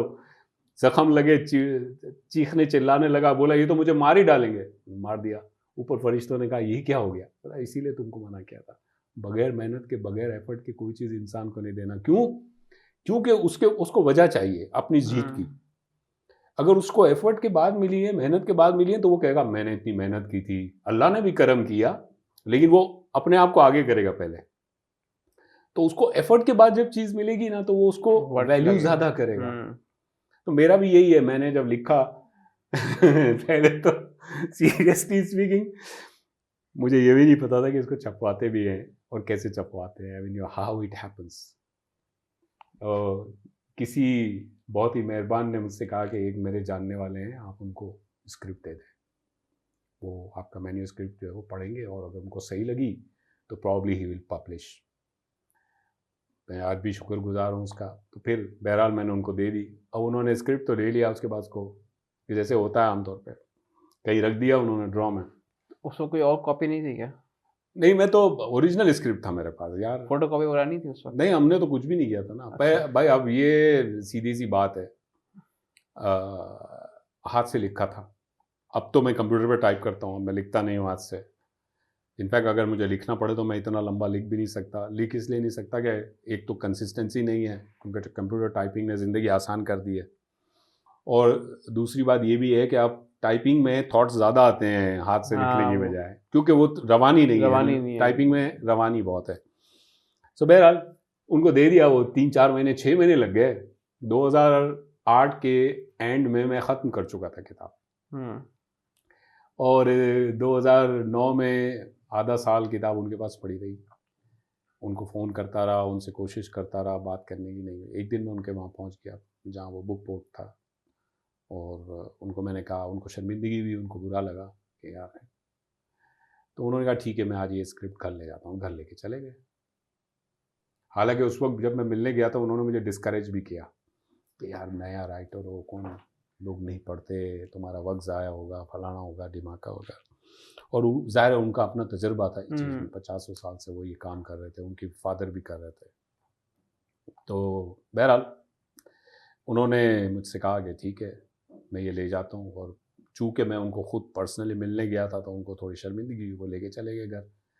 और घर लेके गए, उसके बाद जो भी कुछ हुआ पीछे मुझे नहीं मालूम। उन्होंने अचानक एक दिन मुझसे कहा आ जाओ करते हैं, फिर पब्लिश हुई किताब और चल पड़ी। बाद में मुझे पता चला कि उसका जो स्क्रिप्ट है वो मुझे मेरे उसी जानने वाले ने बताया जिसने मुझे उनकी तरफ रेफ़र किया था। उनका जो स्क्रिप्ट है वो उनकी मदर ने पढ़ लिया, और चूँकि ख़वातीन टची चीज़ें थोड़ा उनको हुँ, जज़्बाती तौर पे रोना-धोना ये सब अच्छा लगता है। ख़वातीन के साथ ये मुंसलिक है चीज़। मुझे नहीं मालूम, लेकिन मैंने देखा है। तो बहरहाल उनकी मदर ने उनसे कहा कि हाँ, इसको छपवाओ यार, ये बहुत अच्छी किताब। इस तरह वो मोटिवेशन बनी और छप गई। छपने के बाद अच्छा हुआ, लोगों को बहुत पसंद आई जिन्होंने पढ़ी। मैं आपको बताऊँ, वो किताब मुश्किल से 120 पेज की है, जो हुँ। पहली मेरी किताब है, क्योंकि उसमें से 1-2 स्टोरी माइनस हो गई थी बाद में, बिकॉज़ ऑफ जो भी सेंसिटिविटी, हसासियत थी उसमें। तो 120 पेज की किताब है, लेकिन उसके बारे में जो मेरे पास फीडबैक है, वो तकरीबन 450 पेज का है। लोगों ने खत भेजे थे उस वक़्त, या फीडबैक में क्या होता नहीं, था? ईमेल वगैरह आ गई थी उस वक़्त तक, 10 की अच्छा। बात है ना, 2010 की बात है। हुँ, 2010 में किताब छप चुकी थी मेरी। तो लोगों ने बहुत फीडबैक अच्छा दिया। उसके बाद मेरे एक बहुत अच्छे दोस्त ने, जो आज भी काफ़ी फ़ेमस है, काफ़ी उसकी आवाज़ में बड़ा वॉइस ओवर करता है, प्रोड्यूसर है, अकबर अकबर अली। उसने उसको पढ़ा भी, उसके 3-4 चैप्टर उसने पढ़े, और उसने बहुत अच्छे पढ़े। मतलब अगर मैं ये कहूँ तो गलत ना होगा कि अकबर के पढ़े हुए को सुन-सुन कर मुझे अंदाज़ा हुआ कि पढ़ना भी एक बहुत अहम काम है, किताब को पढ़ना। तो वो जिस तरह पढ़ता है, जिस और उस वक़्त वो उसने नया-नया ये काम शुरू किया था, कोई बहुत पुराना नहीं था। मैं अगर आज भी उसको सुनता हूँ तो इतनी ही खूबसूरती मुझे महसूस होती है। उसके पढ़े हुए और उसने म्यूज़िक के साथ जिस तरह उसको अमलगमेट किया था, उसको मैंने बहुत लोगों के साथ शेयर किया। और लोग क्या करते थे, वो सुनने के बाद फिर किताब माँगते थे मुझसे। फिर वो किताब चल पड़ी, फिर उसका अंग्रेज़ी में ट्रांसलेशन भी हुआ। तो वो आपने किताब किया? बहुत पसंद आई। नहीं, वो हमारे एक डोनर ने फंडिंग की थी उसकी, क्योंकि डोनर को वो किताब बहुत अच्छी लगी। तो उसने कहा कि यार, मैं इसकी फंडिंग करता हूँ और आप इसको इंग्लिश ट्रांसलेशन करवाएँ। सो देन वो ट्रांसलेशन भी हुई, वो ट्रांसलेशन भी लोगों ने पढ़ी, वो बहुत सीनियर लोगों ने भी पढ़ी, हमारे दफ्तर वालों ने भी पढ़ी, बहुत सारे लोगों ने। तो पसंद आई। आम तौर पे जो जितने लोगों ने उसको पढ़ा, कुछ लोग तो ऐसे भी थे, और मेरे पास तासुरात आज भी रिकॉर्डेड हैं, कि जिन्होंने 10-10 साल, 8-8 साल से किताब ही नहीं पढ़ी थी कोई। लेकिन इस किताब को चूँकि मेरे से उनके ताल्लुकात ऐसे थे, तो मोहब्बत में उन्होंने पढ़ना शुरू किया, और फिर उन्होंने कहा यार, हम गुम हो गए थे इस किताब के अंदर, एब्ज़ॉर्ब हो गए थे हम, इतना हमें मज़ा आया। इवन हमारे सीईओ जो उस ज़माने में थे, नदीम मुस्तफ़ा खान, उन्होंने मुझे लिखा कि बल्कि उन्होंने रात को 12-1 बजे मुझे मैसेज किया था एसएमएस पे, कि उन्होंने लिखा कि I just finish your absorbing book, 100% full marks on your effort, it's very good book. तो मुझे बहुत अच्छा लगा, और मैं जब उनसे मिलने गया था तो उन्होंने बड़ी तारीफ़ की थी। उन्होंने कहा, मैं मेरी कई जगहों पर इतनी सेंसिटिव लैंग्वेज तुमने लिखी थी कि मेरी आँखें भर आई। बहरहाल, कामयाबी देने वाली अल्लाह की ज़ात है, इज़्ज़त देने वाली अल्लाह की ज़ात है। जो 1980s लेट 80s में जो रुक गया था, मुझे हुँ, लगता है कि अब्बा की बात जो मैंने मानी, उनकी बात की मैंने रिस्पेक्ट की, अल्लाह ने मुझे उसका सिला दिया कि उसने कहा कि यार, इस बंदे ने, जिसको मैंने ओहदा दिया है, उसकी रिस्पेक्ट की, तो उसने भी मेरी रिस्पेक्ट की, अल्लाह ने भी। और पहली बार कोशिश की थी, काफ़ी तो कामयाब ये हुई।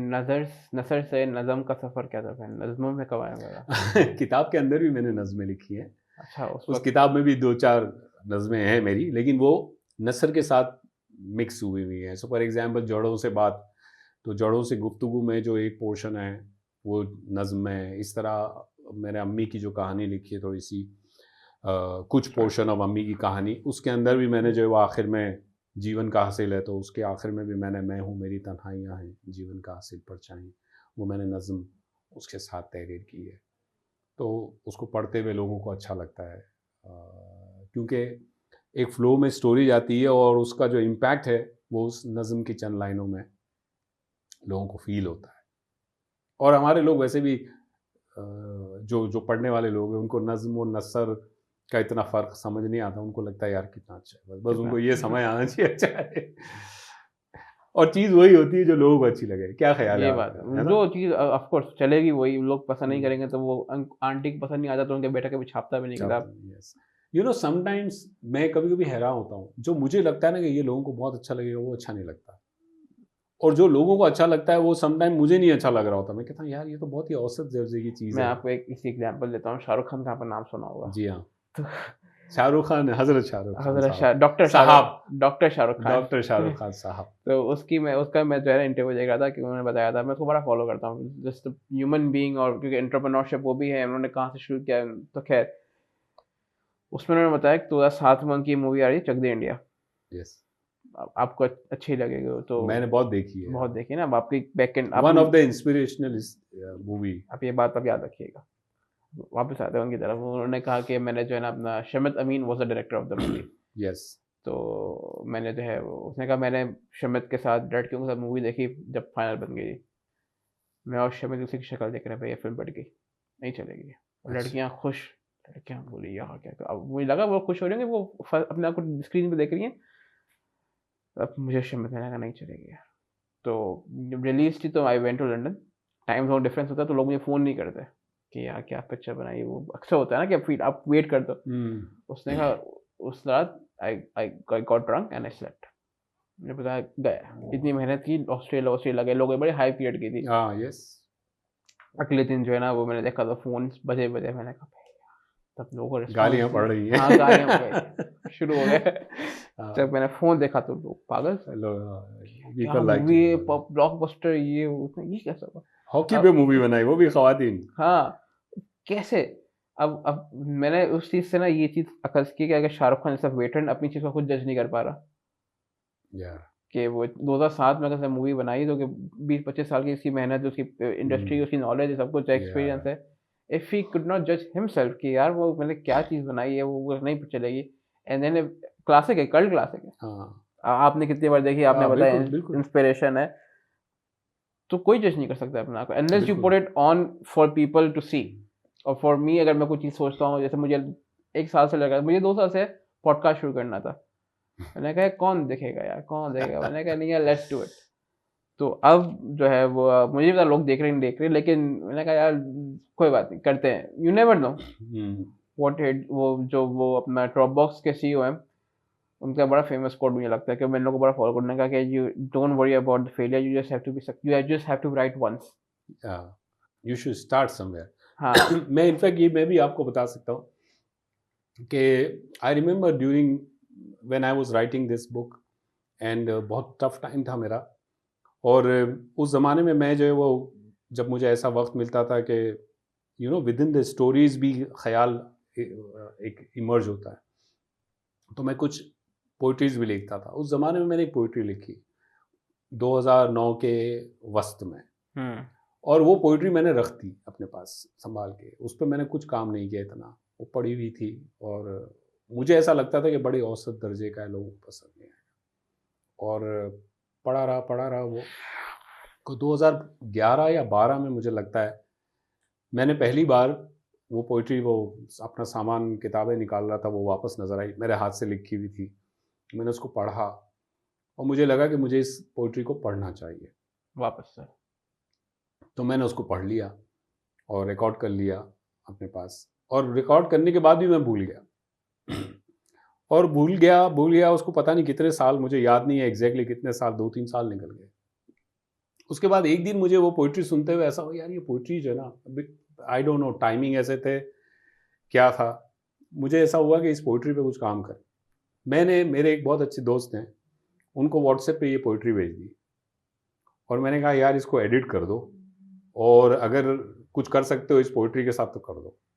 वो मेरे बहुत अच्छे दोस्त थे और दोस्त हैं, और मेरे सामने भी बैठे हुए हैं। तो उन्होंने जो है ना उस पोइट्री को एडिट कर दिया। हद हो गई यार, मुझे ये याद मैंने नहीं। एक्साइटमेंट के लिए है, ताकि आप थोड़ा सोच पड़ जाए कि ये कौन है जो मेरे अलावा भी है जो ऐसे काम कर सकता है। So you know that you are the person जिसको मैं ऐसी हुँ। चीज़ें भेजता हूँ अक्सर। हुँ। तो मैंने आपको भेजा, आपने उससे एक छोटी सी वीडियो बनाई, उसमें उसके अल्फाज भी आते हैं। हाँ, हाँ, हाँ, हाँ, हाँ, अच्छा, हाँ, और हाँ। वो पोइट्री मैंने अपने पेज पे डाल दी। मैं 3-4 दिन तक बिजी रहा, मैंने देखा नहीं। 3-4 दिन बाद देखा तो 14-15 हज़ार व्यू। मैंने कहा यार ये क्या हो गया। अब ये वो पोइट्री थी, मैं बात कर रहा हूँ दरवाज़ा खुला रखना। हुँ। ये वो पोइट्री थी जो बहुत लोगों को पसंद आई। अच्छा, फेसबुक पे इतने लोगों ने व्यू नहीं किया, लेकिन व्हाट्सएप पे ये पोइट्री इतनी चली कि इवन मुझे जो है वो, चूंकि उसमें आवाज़ थी मेरी, शुरू में सिर्फ मेरा नाम आता है, उसके बाद लोगों को नहीं पता ये किसने लिखी है। जिसने व्हाट्सएप पे MP3 डाउनलोड कर लिया, MP3 से पता नहीं चल रहा था किसकी आवाज़ है। अब हो ये रहा था कि वो कनाडा, अमेरिका में जितने मेरे जानने वाले हैं, वो मुझे खुद भेज रहे थे कि लग रहा है तुम्हारी आवाज़ है। बिल्कुल इस बंदे की आवाज़ देखो, तुम्हारी आवाज़ है। फॉर एग्जाम्पल मेरे एक कज़न है, हम उसको राजू राजू कहते थे, उसने मुझे भेजी और उसने मुझसे कहा कि यार हसन, ये जो बंदा है ना, इसकी आवाज़ तेरी आवाज़ से कितनी मिलती है। मैं एक्साइटमेंट मैंने लगाया, फौरन से माइक मेरी आवाज़ सुना। जिंदगी लेकर आएगी एक रोज उम्मीद सहर, दरवाज़ा खुला रखना, महर से बदलेगा वक्त का हर कहर, दरवाज़ा खुला रखना। वो इतनी, do you remember the whole thing?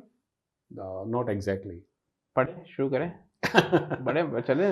भाई है, जितना मैंने बताया इतना भी बहुत है कि जिंदगी लेकर आएगी एक रोज उम्मीद सहर, महर से बदलेगा वक्त का हर कहर, दरवाज़ा खुला रखना। जुल्म की सिया रातों को आखिर ढल जाना होगा, खोना बहुत हो चुका अब हमें पाना होगा। इस राह पर चलते पैरों में छाले हो चुके तो क्या, मंजिल जख्मी पाँव भी लेकर हमें जाना होगा। मौत से पहले एक बार देखना है वक्त सहर, दरवाज़ा खुला रखना। तुम दरवाज़ा खुला रखना। और ये मेरे ख्याल में ये उस वक्त लोगों को इस वजह से भी ज़्यादा पसंद आई कि उस वक्त खान साहब जो है ना, बड़ी तकरीरें किया करते थे। ओके। और 14 चेंज 13 हाँ। चेंज की तरफ हम ट्रांजिशन हो रहा था कि हम एक चेंज की तरफ जा रहे हैं। सो प्रोबेबली मुझे ऐसा लगता है, हो सकता है मैं गलत हूँ, कि उस फ्रैक्शन के जो लोग थे, उस साइड के जो लोग थे, उन्होंने शायद ये समझा कि मैं इस तरफ बहुत ज़्यादा टिल्टेड हूँ, तो ये पोइट्री उन्होंने चलाई मार्केट में, फिर वो व्हाट्सएप पे, और वो समहाउ वो पता नहीं बहुत ज़्यादा चल गई। तो आर्टिस्ट के लिए ये होता है ना कि उसकी चीज़ लोग अपने अपने मायने से समझते हैं। हर कोई, जैसे मुझे दरवाज़ा खुला रखना is like keep your opportunities open, के यू यस, आपको होपफुल रहे, होपफुल रहे, always remain hopeful. Opportunities will always knock your door, you just या have to be there. Yes, दरवाज़ा खुला रखना कि आप कभी भी दरवाजे पे आ सकती है। तो हर कोई अपने ही मतलब निकालता है। एक्चुअली यही है ना, whatever you are going through there will be your time, so always remain connected, remain hopeful, there will be your time इंशाल्लाह। वो मैं हमेशा लोगों को कहता हूँ कि एक टाइम होता है जब इंसान की ज़िंदगी भी रनवे की तरह होती है, लेकिन टेक ऑफ भी है। तो अगर आप रनवे का टाइम अच्छे से गुजार लेते हैं, if you remain hopeful, you put all your energy during that runway period, the time will come when you will take off. Take off, जिस वक्त टेक ऑफ आएगा, फिर no looking back, no looking back, matter of time है। Yes, that's how life is. क्या ख्याल है आमिर? मैं sir, छोटा एक्सपीरियंस है मेरा। क्या एक्सपीरियंस है मुझसे? क्या एक्सपीरियंस छोटा या बड़ा नहीं होता है आमिर। एक्सपीरियंस सिर्फ वो होता है जो जिसको आप अपने लिए वैल्यूएबल बनाते हैं। वो 2 महीने का भी हो सकता है और बहुत वैल्यूएबल हो सकता है, और वो 20 साल का भी हो सकता है, जीरो वैल्यू हो सकता है। ये आपका गिलास हुई है। सो आपको ये रियलाइजेशन ही नहीं था कि आप हैं वो नहीं है। जिसने, अरे और सर, वाकई आप ही ने एडिटिंग की थी ना, दरवाजा खुला रखना। जिंदगी में कितने काम किए आपको बोल। ये भी तो अच्छी बात है कि आपके पास कहने के लिए है कि जिंदगी में इतने काम किए कि क्या पता। अब आप अपने आप को भी उस आईने से नहीं देखते ना। एक्चुअली किसी हद तक फायदेमंद भी है। देखो, मुझे लगता है कि Shahrukh Khan will never consider himself successful. That is why he is driving forward every other day. हर रोज काम कर रहा है। अगर वो अपने आप को सक्सेसफुल समझ रहे तो ही विल नेवर बी कि यार बस अब मैं बैठ जाता हूँ। No, but success does not mean the ending of the story. Success is always a new beginning. अच्छा, सो हम जैसे लोग जो इस लेवल पे भी काम कर रहे हैं, जो मैं इवन ये भी कहता हूँ अक्सर लोगों से कि इवन जो सब्जी भी बेच रहा है, अगर वो अपने काम से सेटिस्फाई है, एंजॉय कर रहा है वो अपने काम को, तो हर रोज़ उसके लिए एक नई सक्सेस है उसके अंदर। क्योंकि वो क्या करेगा, वो सोचेगा कि यार मैं इस तरह करता हूँ तो मैं इस तरह करूँ, मैं इसको भी इन्वॉल्व करूँ, मैं ये वाला सामान भी ले आऊँ। पहले सिर्फ आलू प्याज लगाता था, तो आज मिर्ची भी लगाऊँ, आज टमाटर भी लगाऊँ। ये जो जिसको हम ग्रोथ कहते हैं ना, ये छोटे टर्म में भी ग्रोथ होती है, बड़े टर्म में भी। एक वो शरबत बेचने वाला मुझे याद है, हमारे वहाँ होता था वो आयशा मंदिर पे। तो वो पहले जो है ना शरबत नहीं बेचता था, वो पहले जो है वो गोला गंडा एक छोटी सी मशीन होती है ना, पंचवानी अंकल तो नहीं है? पुराने ज़माने में। पंचवानी अंकल तो नहीं है ये? मैं उनका नाम नहीं जानता हूँ और नाम लेना भी नहीं चाहिए, क्योंकि पता नहीं आज वो किस जगह हों और क्या सोचते हों अपने बारे में, क्योंकि बहुत सारे लोग अपनी बहुत सारी बातें बताना नहीं चाहते। ऑल्दो मैं इसको बहुत पॉजिटिव समझता हूँ, बिकॉज अगर आप किसी चीज़ से गुजरे हैं और आप ऑनेस्टली लोगों को बता दें, तो लोगों को जब वो खुद इससे गुजर रहे हो ना, तो उनको एक हौसला मिलता है कि ये मैं नहीं हूँ जो इससे गुजर रहा हूँ, और भी बहुत सारे लोग गुजर चुके हैं इस चीज़ से, राइट? होनी चाहिए। तो लेकिन लोग इस तरह करते नहीं, बहुत सारे लोग अपना बैकग्राउंड बताना में इतने इंटरेस्टेड नहीं होते। तो वो जो अंकल थे वो वो एक आयरन की मशीन होती थी, उसके अंदर यूं बर्फ लगता था, फिर ऊपर से वो यूं घुमाते थे तो वो प्रेस करता था बर्फ, और ऐसे उसको उनके पास उसमें जो लीवर था उसको वो घुमाते थे तो बर्फ घूमती थी और नीचे फिर उससे गोला गंडा बनता था। हम उसके पास गोला गंडा खाते थे स्कूल से जब वापस आते थे। लेकिन उसकी एक खास बात ये थी कि उसके पास एक ही प्राइस का गोला गंडा था। ऐसा नहीं था कि आपको 5 कलर वाला भी मिलेगा, 2 कलर वाला भी मिलेगा, 4, 2 ही कलर होते थे उसके पास। मलाई वलाई बिल्कुल नहीं डालता था वो, सिर्फ कलर होते थे। तो वो 2 कलर वाला गोला गंडा जो है ना, वो सारी दुनिया उससे वही गोला गंडा खाती, यानी एक मसावत थी उसके अंदर, इक्वालिटी थी। होता है ना single item restaurant. Single item restaurant और सिंगल टेस्ट, आइटम भी सिंगल और टेस्ट भी सेम टेस्ट। उसकी खास बात ये थी कि उसका जो जूस था वो बहुत सारे लोगों से बहुत अच्छा था, क्योंकि कॉन्सेंट्रेटेड था, वो पानी वाला जूस नहीं था। आजकल तो बहुत ही, मतलब वो दावा करता था, वो कहता था मेरा गोला गंडा जो है वो उससे गला खराब नहीं होगा आपका, वो चैलेंज, क्योंकि कहता मैं खुद बनाता हूँ।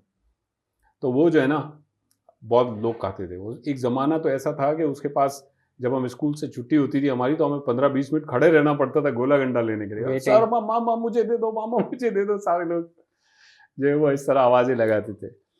उन्होंने फिर जब उनको रियलाइज़ हुआ कि मेरा gola ganda is not my actual product, people are liking it because of the juice that I make, जो उसके अंदर डलता था, वरना बर्फ के गोले तो सब जगह मिलते हैं। लोगों को वो जो 2 काला खट्टा एक होता था जूस, पता नहीं वो रसना से बनाता था या खुद बनाता था, एक काला खट्टा और एक ऑरेंज, 2 जूस होते थे उसके गोले गंडे में। आधा इधर ऐसा गोला, और वो हाथ से यूं यूं करता था, तो वो ऐसा नहीं था कि ग्लास में डाल के। तो उसको रियलाइज हुआ एक दिन कि यार ये मेरा जो गोला गंडा है ना, इसकी एक्चुअल वर्थ ये जूस है, तो why not I start selling juice, you know, thinking. अब उसने जो गोले गंडे से जूस में कन्वर्ट किया, that is success for him. He still was selling gola ganda, and despite he was having 5-6 juice इसने स्टार्ट किए थे, गोला गंडा वो वही 2 जूस वाले बेचता। तो लोग उसको बोलते थे ना, ये वाला डाल दो जूस, नहीं ये जूस के लिए, आपको जूस पीना है, आपको गोला गंडा है, गोला गंडा यही 2 चीजों का। जैसे अपने वो गार्डन में एक अंकल हैं जो छोले चाट बेचते हैं, शमसू भाई, राइट? शमसू भाई नाम है ना, शमसू चाट वाला। उनकी चाट को आप मिक्स नहीं कर सकते, वो आपको बोलेगा मिक्स नहीं करो, ऐसे ही खाओ, क्योंकि वो जिस तरह उसको डिजाइन करता है, मसाले डालता है, he wants you to get that taste. अगर आप उसको मिक्स कर देंगे तो वो फिर वो कहेगा खिचड़ा बन जाता है, वो फिर उसका वो जो ओरिजिनल टेस्ट है वो सबूताज हो जाता है। तो ये भी इस तरह, तो सक्सेस मेरे ख्याल में इट्स एवरीडेज मटीरियल। ये बात है। तो चाहे शाहरुख खान हो, चाहे कोई और हो, आई एम श्योर उसको भी ये लगता होगा कि जो मैंने आज हासिल किया है, that also is starter for me, now there is a success, another thing, फिर वहां पहुंच के अनदर थिंग। ये हमारे इमरान खान साहब बड़े अच्छा कहते हैं कि इट्स अ प्लेटफॉर्म को यूज करो and then you go to another stuff, जैसे कि क्रिकेट से उन्होंने फिर हॉस्पिटल की तरफ पॉलिटिक्स की तरफ आए। तो इट डिपेंड्स हाँ, how far you can think. अब कुछ लोग क्रिकेट खेल के रिटायर, बस अब खत्म, वो जिंदगी वो उसी ग्लोरी में रहता है कि वो क्रिकेट खेलता था। कमेंट्री नहीं करते, अब कोई कमेंट्री करता है, कमेंट्री में इतना फेमस हो जाता है कि शायद क्रिकेट में इतना फेमस नहीं था। Exactly, there are people, I mean Ravish Raja को देख लें आप, मुझे बहुत अच्छा लगता है द वे ही। रवीश राजा है, रवि शास्त्री है, yes, and then Harsha Bhogle never played cricket. खैर वो तो एक अलग चीज है कि उसने एक करियर ही उसको बनाया, करियर ही उसको बनाया उसने। लेकिन जिसने खेला है और उसके खेल से ज्यादा लोगों को उसकी कमेंट्री याद है, यार ये बंदा कितनी अच्छी कमेंट्री करता है। हालांकि रवि शास्त्री ने एक बार 6 बॉल 6 छक्के मारे हुए, 6 बॉल 6 छक्के मारे हुए, बट रवि शास्त्री की comment Krishna bullet. So that's how. शायद उसने कमेंट्री में कहा था कि Afridi is going boom boom today and that's why became boom Afridi. Boom बन गया था 2005 कानपुर में बूम उसने बूम। बड़ा खेला था, सेंचुरी मारी थी 45 बॉल पे। I was a cricket fan पहले, हाँ बड़ा फॉलो करता हूँ, अभी भी करता हूँ। नहीं ऐसा खैर ये तो फैक्ट है कि जो लोग जिस भी काम को, चाहे वो छोटे लेवल का काम हो, चाहे इस तरह के सीनियर तरीन लेवल का काम हो, एक्सपर्ट लेवल का काम, जब वो उस काम को पैशन के साथ करते हैं ना तो उनके काम में वो नज़र आता है। मुझे याद है ये कौन है सिख जो बंदा है जो क्रिकेट खेलता था, Sidhu used to do commentary, आपको शायद याद हो या ना हो। मैं उसके कोटेशन बहुत पसंद करता था, वो कमेंट्री में कोटेशन बहुत अच्छा करते थे, पता नहीं कहाँ से लाता था वो।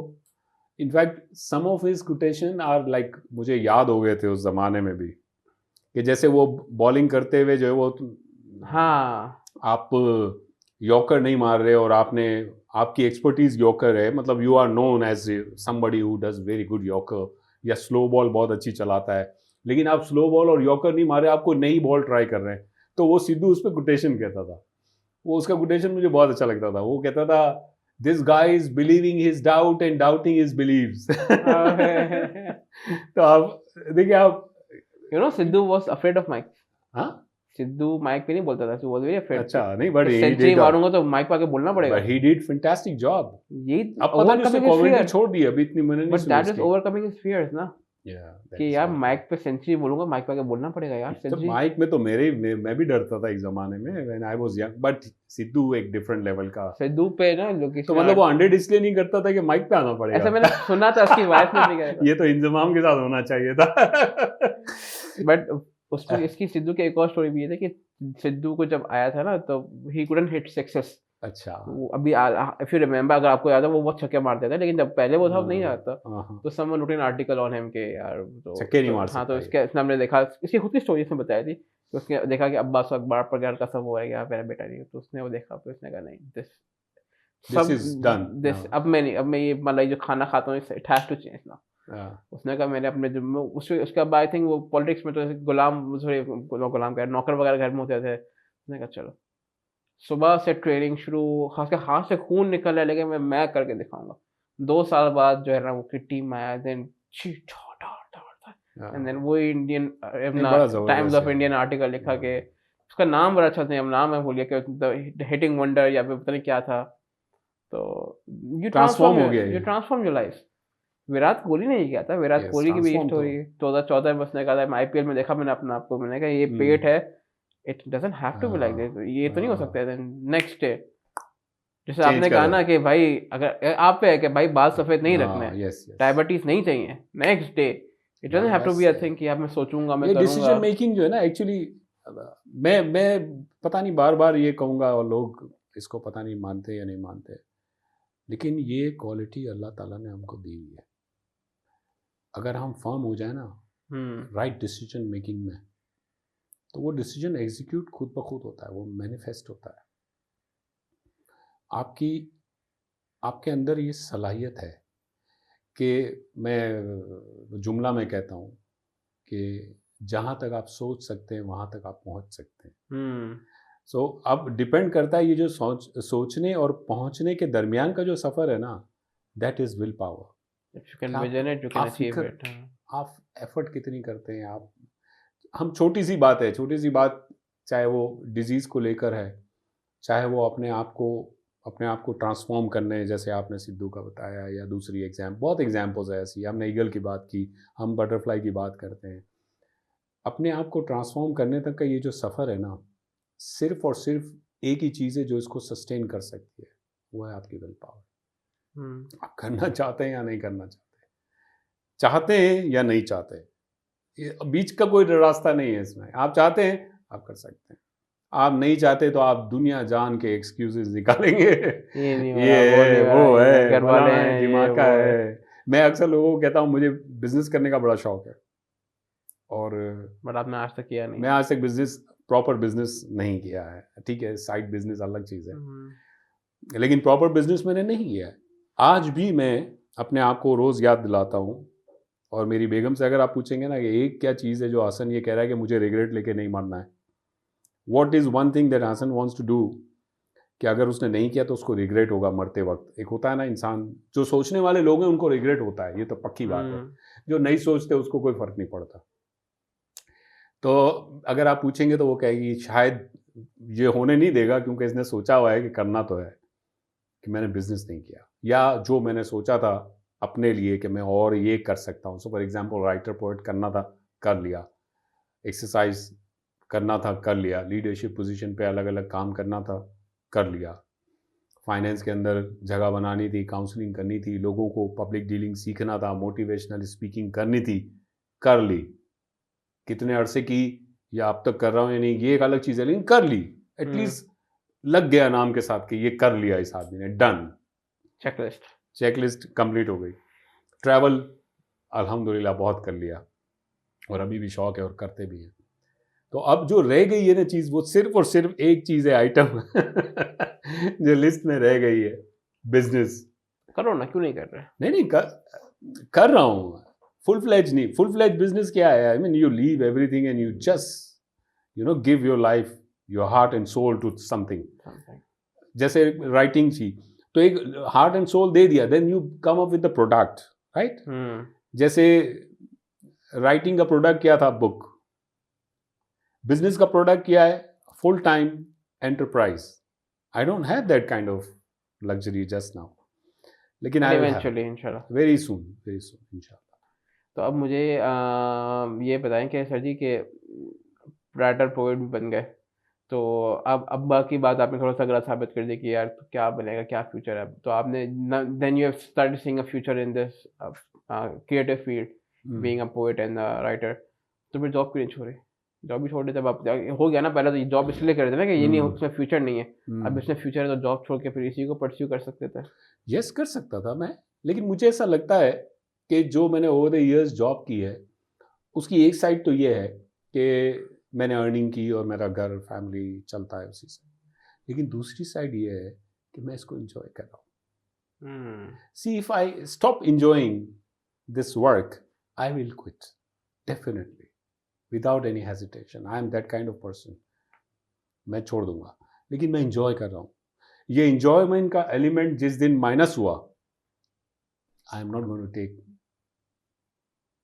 अ minute to say to my boss that sorry, I'm not in. अब हम देखते हैं कि द काउंटडाउन इसके, या पहले रिटायर होते हैं या पहले आप जॉब छोड़ते हैं। I can tell you now, I know I will leave the job. I will not get retired on same work, not because I am not liking it, or not because I think the time will come where I will not be satisfied with the work. I don't think so that would happen. लेकिन मुझे लगता है कि जिस तरीके से मैं इस वक्त डिसीजन मेकिंग कर रहा हूँ अपनी लाइफ में, जिस रफ्तार से मैं चेंजेस ला रहा हूँ, and one is visible to you as well, like मैं हेजिटेट नहीं कर रहा हूँ डिसीजन मेकिंग में, और मुझे हेजिटेट करना भी नहीं चाहिए। ये टाइम हुआ या फिर आपने पहले से था कि आई डोंट हेजिटेट, या फिर?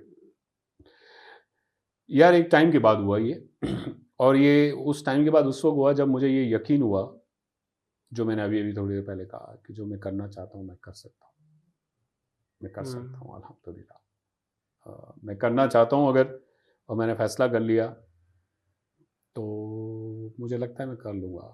अपने आप पे मुझे इतना कॉन्फिडेंस है। बाकी sometimes you just because you are not very sure, you say बाकी मौला मालिक, अल्लाह मालिक है। I don't want to sound negative on this thing कि Allah Malik है is negative thing. No, not at all. This is something. But you don't leave everything on him, no? You have to work for it as well. He himself is saying. I all like एक example हम देते हैं ना, मैंने सुनी थी किसी बहुत अच्छे बोलने वाले ने ये example दी थी. He said that God has given you everything. It's just like a coach. Coach gives you everything, tells you how to do it, how to play. Just take the example of cricket. He tells you how to play shots. He tells you how to stop fast ball, some special kind of ball. सब कुछ वो आपको सिखा देता है. Now his work is done. Now he sends you to the ground. Rather than facing the ball, if you look towards your coach, would you be able to face the ball? First you have to face the ball. He will then tell you कि यार तूने सही किया या गलत किया. But you have to face the ball, face the music yourself. Face तो करो यार। अभी मैं तो मुझे जैसे गाड़ी चलाना है, I never enjoy driving a car, specially city में। हाईवे एक अलग चीज़ है, बट सिटी में आई नेवर, बिकॉज बार बार रोकना, बार आगे पीछे दाएं बाएं। हमारे मुल्क में अल्हम्दुलिल्लाह गाड़ियां लोग चलाते भी ऐसे हैं, खासतौर पे कराची शहर में। बाकी जगहों पे कुछ बेहतरी है, लेकिन कराची में तो बहुत ही, और बाइक और ये और वो। तो अब आप गाड़ी चला रहे हैं तो आपको अपने आप को, और ख़ास तौर पे अगर आपका मिजाज बहुत कूल डाउन है, जैसे अगर आप यूजुअली बहुत खुश रहने वाले, मुस्कुराने वाले, जोक क्रैक करने वाले और मस्ती करने वाले आदमी हैं, तो आपको इनडिसिप्लिन बहुत बॉदर करता है। ठीक है, और इनडिसिप्लिन आपको बॉदर करता है, आपका जो ओरिजिनल मूड है उसको डिस्टर्ब करता है। आप गुस्सा भी आ रहा है आपको बुरा भी लग रहा है, तो आपके जहन में बहुत सारे अच्छे कलमात भी आ रहे होते हैं जब रोड पे गाड़ियां चल रही होती, और ये आप पसंद नहीं करते। वाई? बिकॉज आपका जो ओरिजिनल है वो ये नहीं है, ये शिफ्ट है, और शिफ्ट आमतौर पे लोगों को अच्छा नहीं लगता इस किस्म का। अगर आप गुस्से वाले ना, तो आपको काम डाउन रहना अच्छा नहीं लगेगा, आप गुस्सा करने की वजह तलाश करते हैं। तो आपकी बेगम ने ज़रा सी चीज़ भी इधर उधर रख दी, आपको गुस्सा, क्योंकि गुस्सा आपकी पर्सनालिटी है, आपने उसको एक्सेप्ट कर लिया है एज योर पर्सनालिटी। तो मेरी जो पर्सनालिटी है, जितना मैं जानता हूँ, मेरी पर्सनालिटी हंसी मजाक, तफरी, मुस्कुराना, मस्ती करना, जोक्स करना, ये है। तो मुझे उससे शिफ्ट होना पड़े, I don't like. And driving जो है ना, मुझे उस पर्सनालिटी से शिफ्ट करवाती है। I mean I feel like मारो साले को, छोड़ना नहीं। Why this guy is doing like this? I mean सीधा रोड पे चले, अपने ट्रैक पे चले, यूं जा रहा है। ये तो डाइवर्सिटी है।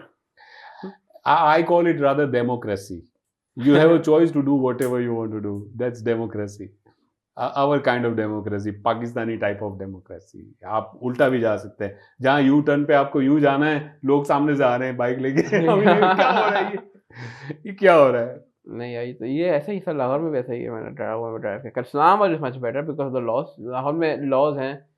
इट्स अ लॉ ना that we need to be. नहीं, लॉ तो है, एग्जीक्यूशन नहीं है। लॉ तो इधर भी है। लाहौर में चालान घर पर यहाँ एग्जीक्यूशन सिर्फ कायदे आज़म है। लाहौर अभी आप देखें यार, मतलब अगर आप कराची की ड्राइविंग को एक वर्ड में बताना चाहें ना, अगर मुझसे कोई पूछेगा, मैं कहूँगा in Karachi you drive on anticipation. सामने वाला क्या करने वाला है? मैं चला रहा हूँ, अच्छा, ये शायद इधर भी जा सकता है, ये शायद उधर भी। मेरे जहन में पूरी एक कैलकुलेशन है कि ये इधर भी जा सकता है, ये उधर भी जा सकता है, इसको कुछ नहीं पता। ये आपके दिमाग में व्हेन यू आर ड्राइविंग, ये आपके हर सेकंड में चल रहा होता है कि अगला बंदा क्या करने वाला है। 2014-15 में ना मेरा एक ऑफिस था बहादुराबाद चौरंगी ना, उसके ओवरसी करता है ऑफिस। वहाँ पे ना अभी आपको दिख जाएगा, तो शीशे की पूरी वो जगह है। मुझे ड्राइविंग उस वक्त नहीं आती थी, तो मैं ना घंटों, और आप चला रहे थे गाड़ी? नहीं, मैं चलाता था, मैं चलाना शुरू किया अभी शुरू किया। तो ऑफिस है ना, ऐसे आमतौर पे बहुत सारे लोगों को ड्राइविंग नहीं आती, वो ड्राइव कर रहे होते हैं। खैर हम उसमें बात में आएंगे। तो मैं जो है वो शीशे पे बैठ के मैं घंटों ना देखता रहता था। तो मतलब देखता क्या है, मैंने कहा मैं कोऑर्डिनेशन देख रहा हूँ कि वो चौरंगी है, देयर इज नो सिग्नल। अब बंदा यहाँ से आ रहा है, उसको देखना कि वहां से कोई आ रहा है या यहाँ से कोई मोड़ रहा है, तो वो जज किस तरह कर रहा है? Power of anticipation. क्योंकि मुझे उसको ड्राइविंग आती नहीं है। यू कैन ऑलवेज वंडर ना कि हाउ इज इट हैपनिंग। तो उसको कैसे पता कि वो यहाँ मुड़ने वाला है? उसको स्टॉप क्या करना, पेडेस्ट्रियन कहाँ से बीच में आ जाता है, कुछ क्या हो रहा है? तो वो एक ना हार्मोनी चल रही है वो it's keep going and going without stopping. तो वो आप करीमाबाद की चौरंगी देखें, करीमाबाद की जो मीना बाजार के सामने से जहाँ आप टर्न लेते हैं, आप नाजमाबाद देखें। नाजमाबाद जब आप मुड़ते हैं, नाजमाबाद की तरफ आप मुड़ते हैं आगे सीधा जाके, हार्मोनी जो हाँ ड्राइविंग जहाँ से आप, कोई पता नहीं है, कोई यहाँ से आ रहा है, कोई वहाँ से आ रहा है, लेकिन अल्हम्दुलिल्लाह अगर आप ऊपर से उसका आप स्क्रीनशॉट लेना, आप ड्रोन पे, आप तो माशाल्लाह मास्टर हैं, आपको नजर आएगा कोई यहाँ से जा रहा है, कोई वहाँ से जा रहा है, कोई इसको आप फास्ट ट्रैक पे चलाएं तो आप सोचेंगे chances of incident, near Mrs कितने हैं, नियर मिसेस जिसको हम कहते हैं, कितने हैं, इसके बावजूद नहीं होता है। इसको पावर ऑफ एंटिसिपेशन कह रहा हूं मैं। कि हर आदमी को ये पता है कि अगला क्या कर सकता है। मतलब गैबी ताकत है जो इस पूरे निजाम को ड्राइव करे। अब दुनिया में पूरे रोड खाली पड़े हैं, लेकिन फिर भी एक्सीडेंट हो रहे हैं, ऐसे धड़ाकेदार एक्सीडेंट हो रहे हैं, हाईवे पे हो रहे हैं, हर जगह हो रहे हैं। हमारे पूरे रोड भरे हुए हैं, चारों तरफ से गाड़ियां आ रही है, लेकिन खड्डे भी एक्सीडेंट हैं। मतलब जबरदस्त है। आप रेशो, मुझे पता नहीं क्यों ऐसा लगता है कि अगर कोई इस पे रिसर्च करे कि chances of accident versus accident हमारे पास क्या है, मैं बताता हूँ मिलियंस में चांसेस ऑफ एक्सीडेंट होंगे और शायद 1000 से भी कम में एक्चुअल एक्सीडेंट होंगे। ये एक अपने आप में एक मज़ेदार किस्म की रिसर्च है पाकिस्तान की, खासतौर पे कराची की, और जो भी हमारे शहर हैं उनकी अगर आप स्टडी करें। और मुझे तो लगता है कि हमें तो ब्रेन भी स्टडी करने चाहिए। कराची का ड्राइवर वर्सेस मलेशिया का ड्राइवर या टर्की का ड्राइवर या जो ऐसे शहर ऐसे मुल्क हैं, यूएई का ड्राइवर, दोनों के ब्रेन की स्टडी करें, दोनों में बहुत फ़र्क होगा। कराची के ड्राइवर का जो ब्रेन है ना वो कोई अलग ही होगा, लेवल पे चल रहा होगा, कोई सातवें आसमान पे जिसको आप कह सकते हैं, ऊपर से आता है वो। नहीं, नाइस। आई थिंक बहुत बातें की हमने। हाँ, इंटरेस्टिंग टू एंड विद मैं चाहूंगा कि आप अपनी एक नज़म सुना दें जो मेरी फेवरेट है, सोजा Hasan. You remember the poem, या राइट? लोगों को पसंद आती है, मुझे हाँ। ज़ाती तौर पे इतनी पसंद नहीं वही वाली है, बात पीपल है। Like it. तो दुनिया की गाफिल रविश पे क्यों सोचता है, कभी सर धुनता है कभी बाल नोचता है, तू अपने ही मामलात में गुम हो जा हसन, जागना छोड़ तू सो जा हसन। तुझे क्या पड़ी जो लोग अंधे बहरे हैं, अपनी सोच में तो सभी खरे सुनहरे हैं, तू अपने ही उसूलों से अब मुकर जा हसन, जागना छोड़ तू सोजा हसन। सो जा हसन। माहौल में धुआं उड़ता है, उड़ने दे, धूप से गरीब जलता है, जलने दे, सब चलता है तू चलने दे। है, माहौल में धुआं उड़ता है, उड़ने दे, धूप से गरीब जलता है, जलने दे, सब चलता है, चलने दे, खाना खा, रोटी खा और सो जा हसन, जागना छोड़। छोड़, सोजा हसन। हम तो यही है भाई, दुनिया का अगर आप बहुत ज़्यादा अपने अंदर अपने ऊपर असर नहीं लेना चाहते तो सोजा Hasan is the right way.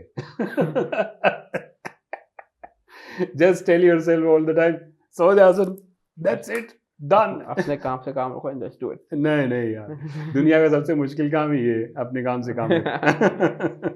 Thank you Aamir, it was wonderful discussion, मजा आया। चलिए जी, I think I hope you like the conversation. If you like it, do the rituals जो भी आप करते हैं, जहाँ भी आपको अप्रिशिएट करना है करें, and that's it. See you in the next one.